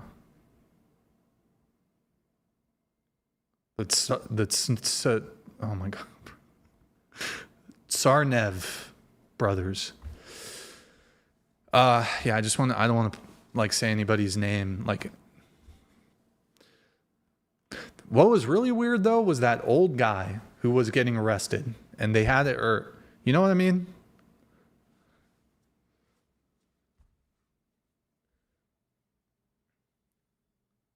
TMZ has a new video. Officer Tatum has it on his stream. I don't know. Maybe I'm being like overly cautious or whatever. I don't know. I typically don't cover these sort of topics. So I just kind of, maybe I'm being overly cautious. Yeah, that old guy though. And then in the video, I guess they released him, right? He didn't do it. But he's saying, he said he was invoking his Fifth Amendment right to remain silent. I don't. My frustration there is like, isn't that going to make people think? Like, that's your legal right to do, but when you have an active shooter and you're playing coy like that. Wait, he said I would do it again? The old white guy? The older guy? He was a crazily homeless guy? He didn't look homeless. He said, shoot me. Yeah, exactly. Acted guilty as a distraction. I don't know if that was his intention. Maybe it was, but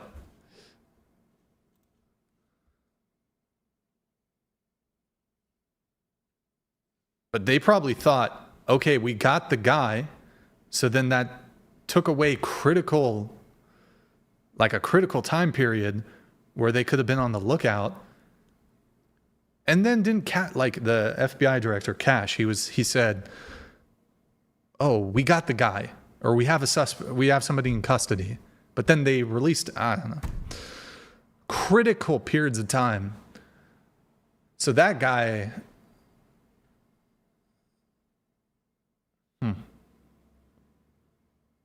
didn't that guy get charged with obstruction though? That makes sense, right? He got charged with obstruction. He was literally obstructing.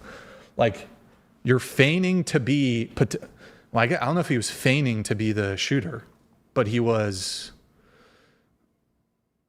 like, that's definitely obstructing the investigation.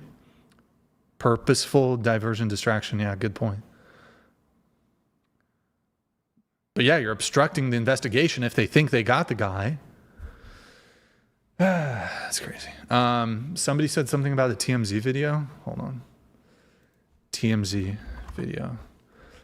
I'm sorry I didn't stream yesterday, guys. I know you guys, and I'm sorry for the delays today. Just yesterday, even today, I was like 70% about to not stream, and then I was just like, oh man, I just was. I don't know. I didn't sleep. I was beat up about what happened. Can somebody in the chat know? Tell me what the TMZ video is. What is it?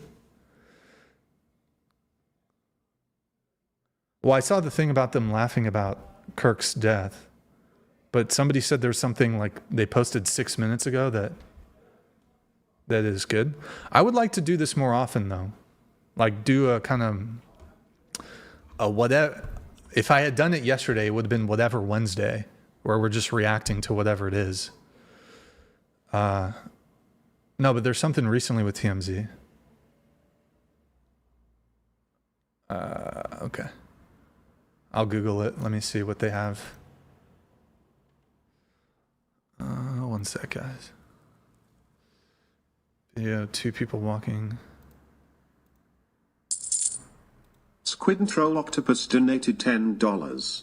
In the video there are 2 people walking down the road going in opposite direction. One came from the building. Both have no reaction. Chat says headphones. Thoughts? P.S. What happened to Madison? Headphones? Oh, Madison, she wanted to like move back home, I guess. That's been over a year though, since she's been, no bad blood or anything, but she just moved back home. She wasn't from Santa Barbara. It's fucking expensive in Santa Barbara, man. Expensive. It's fucking pricey. I think she's from like up north, Northern California. So I guess she moved back. And maybe, who knows? Hey, maybe she'll do a cameo at some point. It'd be cool to have her back on. I wanted to play this really quick again. I know I already played it, but I don't know. Some of you are tuning in from Andrew. Figured, hey, why not? Amazing. And I can tell you I'm super blessed. I have the best wife in the world. We have an amazing life. Building a family is the coolest thing ever. And my prayer for all of you is that you one day can do that. That's so cute. It's honestly the most joyful thing. And I've had some pretty amazing experiences. I've been very, very blessed. Very lucky, you could say, but very blessed is the word I would use. And the greatest joy I've ever had is coming home to my little daughter running up to my leg. There's nothing that even comes close to it. Not flying on Air Force One, not meeting with presidents. That pales in comparison to your little girl coming up and squeezing your leg. Oh. And I can tell you I'm super blessed. I have the best wife. Yeah, man. I didn't want to stream yesterday, but I did a little tweeting and I cut this little edit up as just kind of like a little tribute for Charlie. And I don't know, man. Charlie's such a nice guy. Like, met him twice, had him on the show. Shook his hand, met his team, and I don't know, look, whatever, people think he said controversial shit. For conservatives, he was super mainstream. He was pretty milquetoast. Just crazy. Totally crazy. Yeah. Why is you guys, I don't know why my camera is moving like this. It's weird. I think I have some stabilizing. It doesn't need to be stabilized because it's stationary, but I have some in my camera settings. I have this stabilization thing. Wait, what was I pulling up? I forgot. I forgot. What was I? Chat, what was I going to pull up? Oh, man. Is there a anything like a live feed, a live ticker about any of this? TMZ. Okay, the TMZ video. I was going to look for it. I'll look for it. TMZ video. Charlie Kirk. Tools. Any results? Past hour? Shocking new video shows person of interest limping. Oh, it's just like okay, here, I'll pull it up.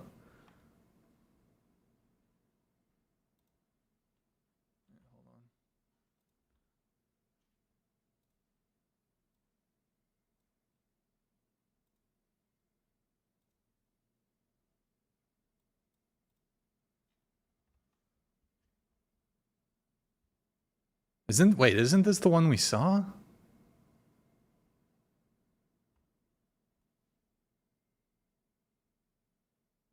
Yeah, we saw this, right? It was the Live Now video. Yeah, I think we saw that, right? I don't know. Video footage. Yeah, we saw it. Let's see.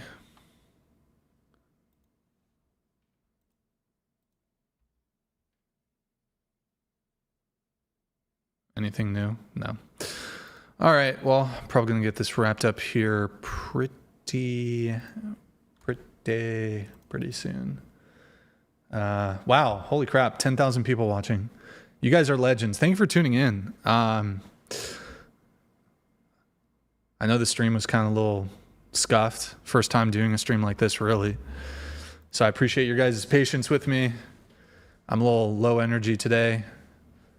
So, appreciate you guys watching. Like I said, didn't sleep very well. Was on the fence about even doing the stream, even though I said I scheduled it. I don't know, uncertain.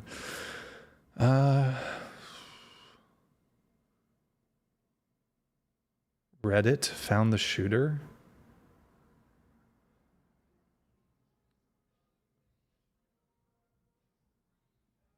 Limp was from before the shooting. Thank you. Yeah, whatever Wednesday. I don't know, guys. Maybe I'll do every Wednesday. I'll do whatever Wednesday stream where we can react to, just a chill stream with you guys, react to some crazy shit, react to anything that's, you know.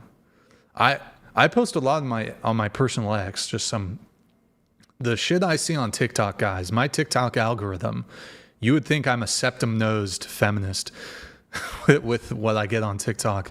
It's the craziest fucking anti-male feminist takes, which is bad. I mean, it's just the algorithms on these platforms. I mean, I'm probably not the audience for that, but I'm like, I'll see these videos and I'll save them. And yeah, some of the shit that these people say on TikTok, man, TikTok's fucking... You know what's crazy? Who here uses like Instagram Reels, TikTok, YouTube Shorts, Facebook, I guess? I don't know. YouTube Shorts I don't see any of that shit pushed on YouTube Shorts occasionally. But YouTube Shorts seems like I don't know if the right word is wholesome, but they're not pushing like the dog shit stuff that's on TikTok. Like for some reason, the TikTok algorithm is especially bad. Instagram, pretty bad. Not as bad as TikTok, but Instagram kind of bad. But YouTube Shorts, I just get like UFC videos. What else do I get? My videos. I get my videos. I get Charlie Kirk videos. I get like construction videos. Like today I saw like a dude scything some grass. I get those pressure washing videos on YouTube. But you go on TikTok, it's like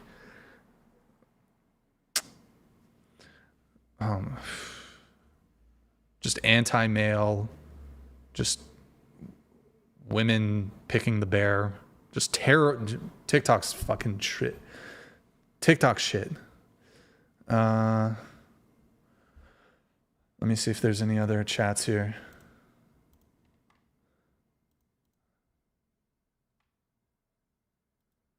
But yeah, guys, maybe I think Wednesdays I might start. I'm going to start every one. It would be cool to do a stream like this more frequently, because I think it'd be interesting to be on top of like breaking news or recent events, you know? Because if I just do it once a week on Wednesday, you need to be on things the day of. I think. I don't know. Otherwise, it's old news. Like imagine something happens on on a Thursday, I'm going to wait until a week to do it. Found somebody what? Yeah,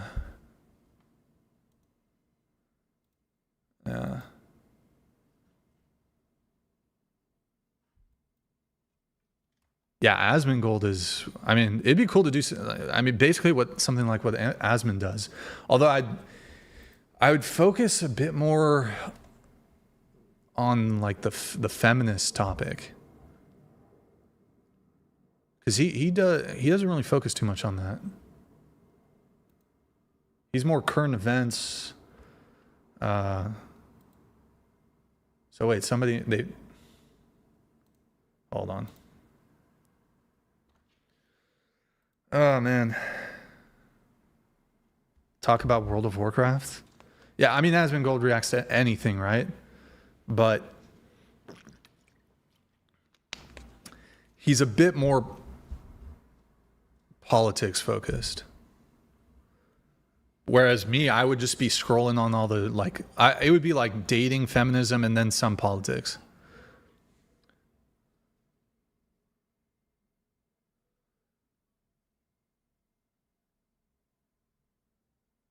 Have Asmin Gold on the podcast. Yeah, that'd be cool to have him on. I reached out to him. The thing with Asmin Gold is he does not leave Texas. He doesn't leave his house.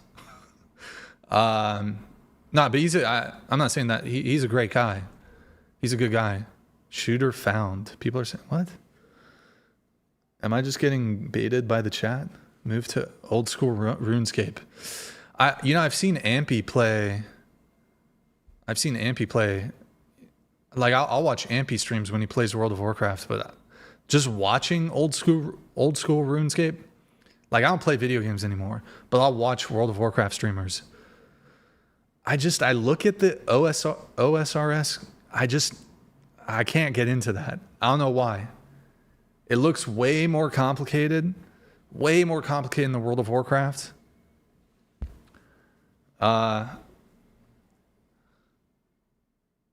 By the way, I don't know.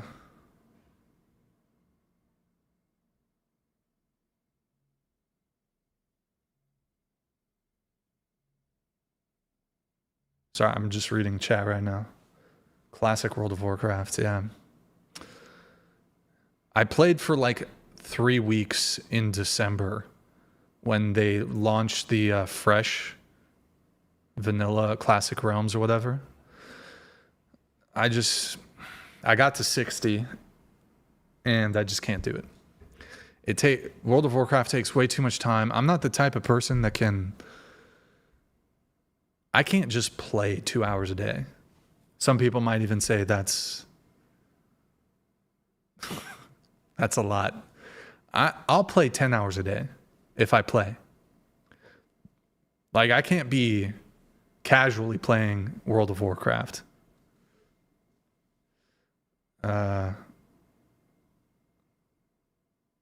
Do I still have World of Warcraft? No, my subscription expired, but I was gonna see if I still had it on my computer.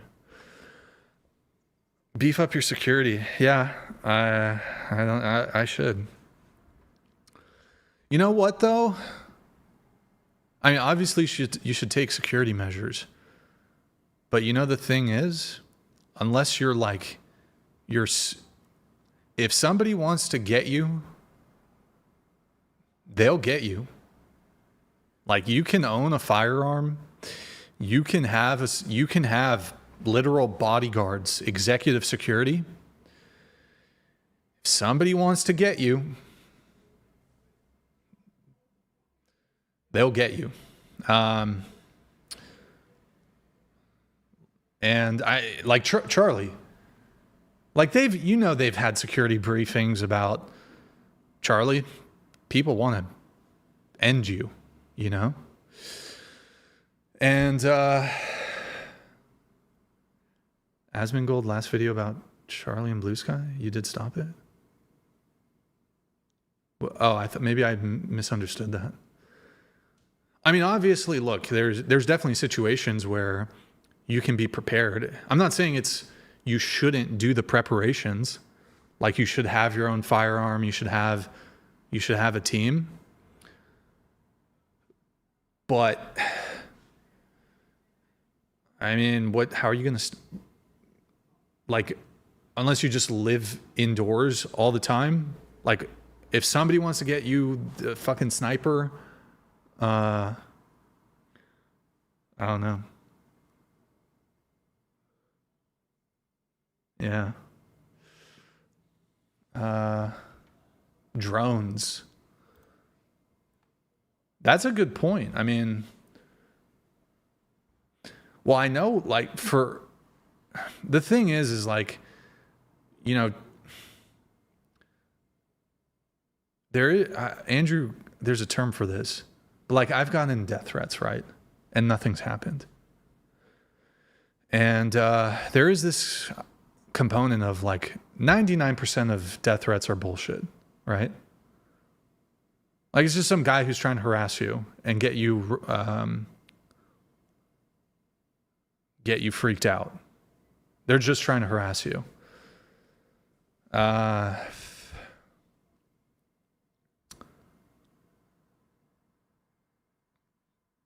But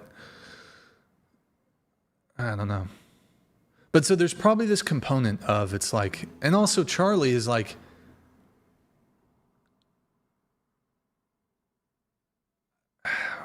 I mean, Charlie's really big. So I was going to say, like, aren't there bigger fish than Charlie? You know, I guess the other component is opportunity, right? Like, obviously somebody would would try to get Trump, maybe.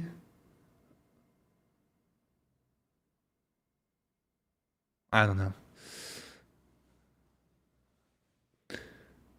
But then you think, okay, there's already been attempts on Trump's life. So, and plus he's the president, or at the time he was,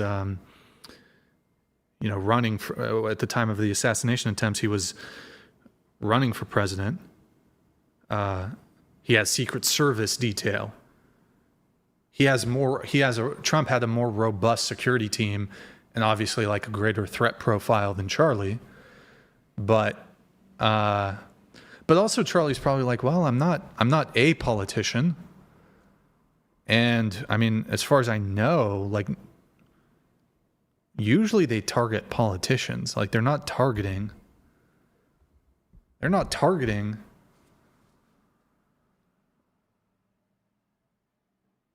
like political content creators, really, you know? Look, I don't want to make it about me or Andrew or anybody. Obviously, like, the major concern here is what happened to Charlie. Charlie could become president, yeah. But there is this concern where it's like, okay, why couldn't somebody go after me? Why couldn't somebody go after Andrew?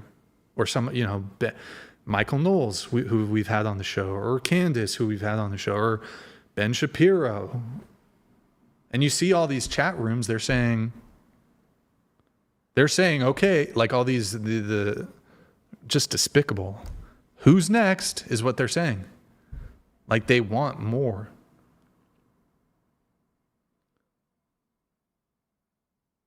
But I think with Charlie, there was this component of opportunity. Like, I don't know, does Trump do rallies right now? Like, he occasionally will do a rally, right? But that was mostly when he was campaigning. But Charlie Kirk, he's publicizing, okay, we're going to be here doing this event this day. He's got his tour. He's got 20 different locations.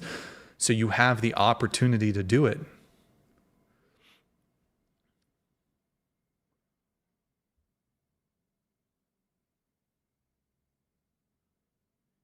But yeah, all his security, that is true, lost.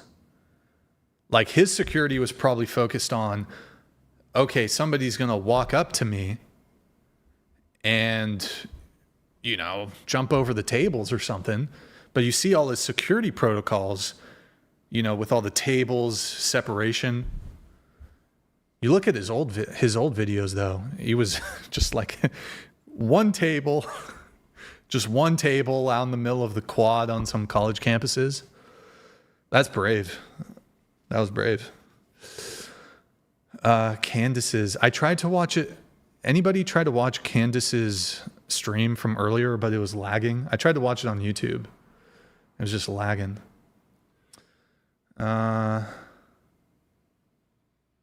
Myron. Oh yeah, Myron. He just has a table, right? I don't know Myron's setup, but I've seen some of his stuff. He's done like the college. Myron's done the college stuff, and he'll just go in the middle of Brickell in Miami, just a table. That's it. I mean, I know he owns a firearm. I believe he conceal carries, right? Myron has cops in the background. Why? I know Myron does the Uncensored America stuff, so they probably provide some security. But I mean, anybody doing this from now on, like, imagine Ben Shapiro or Michael Knowles. They go to they don't do the like outdoor stuff really, but all the Daily Wire people, they do, like Matt Walsh, Andrew Clavin, I think is the other guy. They'll do like an auditorium at a college campus.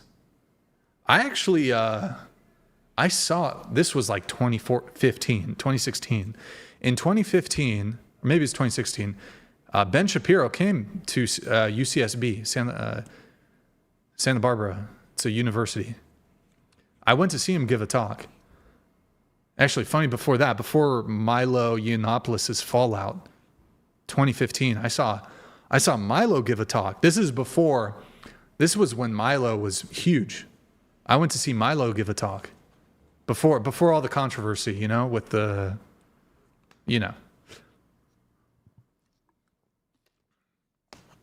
But even these people who do the auditorium stuff, they're going to need, I think they're going to need bulletproof glass or something, right?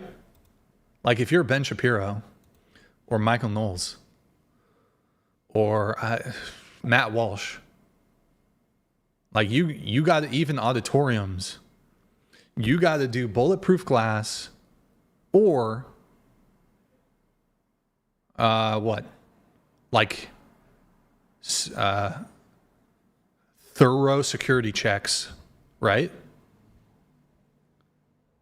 Like what are the scanners called? Metal detectors. Everybody who comes in, like I remember when I saw, this was a long time ago. This was a decade ago, 10 years ago. I saw the Ben Shapiro talk at UCSB. They didn't, there's security there, like 50 feet away. They didn't check your bag. They didn't use one of those security wands. No metal detectors. That was 10 years ago though. So, I mean, I don't know. Crazy shit, man. Crazy shit. Crazy stuff. All right. One sec.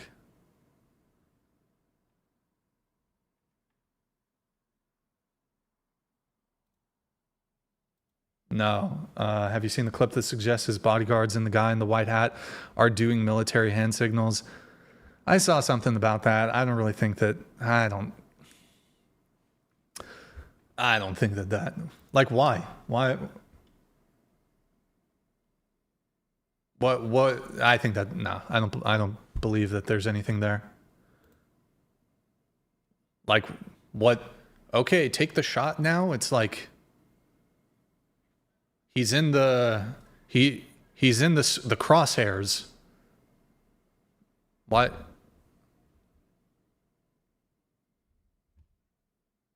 Like, here's Charlie's face. Why? Okay. What? I don't know. I don't think there's anything there. There's nothing there.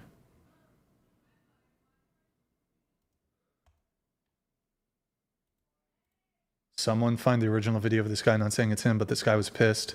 Similar build, facial structure. Charlie Kirk, final boss. I don't know. I have to wrap. Yo, guys, I'm going to try to maybe do this more often. I'll try to do it Wednesdays. We'll call it whatever Wednesday. I've been wanting to do this for probably a year. Like start just a stream like this where just, I don't know, kind of like what Asmin does, just, you know, reacting to whatever's going on. And yeah, so I'm not sure if I'll do it next Wednesday. We'll see. I should just do it. I've been procrastinating on that. But if you guys enjoyed it, maybe we'll join the Discord. There'll be more info there. I'm gonna just leave it. I know we already watched the video like twice. I want to watch that video. I'll kind of like final thing. We'll do that little edit that I made. One sec, guys. Whatever Wednesdays, 5 p.m. Oh man. Yeah, still have Charlie's book here that he's left last time he came on the show. He gave us a whole bunch of copies, gave the guest copies. Very nice of him. I don't know. Yeah, just, I don't know. To me, it doesn't even feel real. Feels like I'm in a dream.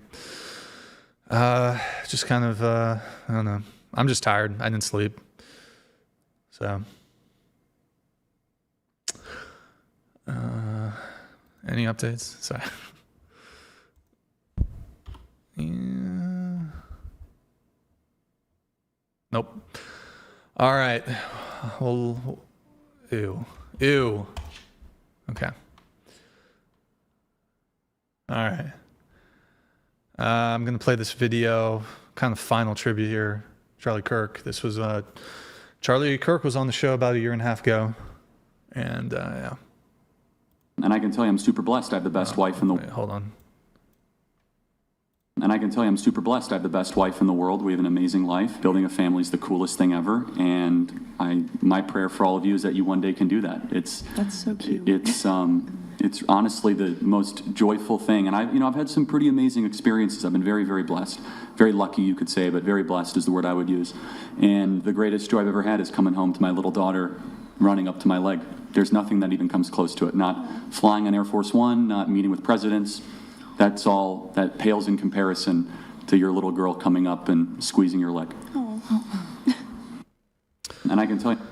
All right, guys. Well, yeah, rest in peace, Charlie Kirk. Charlie was a great man. It was an honor to have had him on the show, to have met him, to have shaken his hand. It's an absolute tragedy. I can't imagine what his wife and kids are going through. Never thought I would have met somebody, known somebody, had a,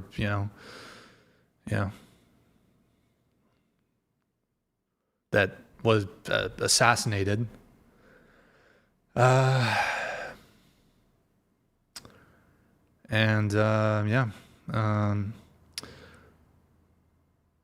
He's a great man. And I just, I don't know. It still just feels like, sorry guys. Yeah.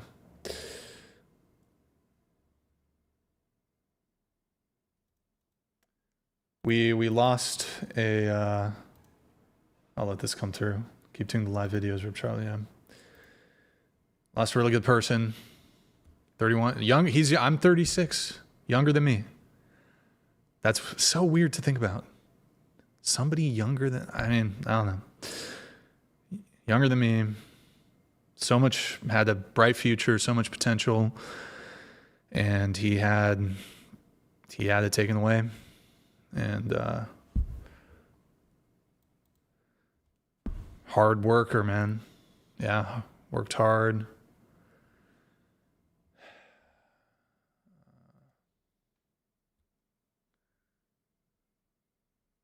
Young guy, kids, wife. Yeah.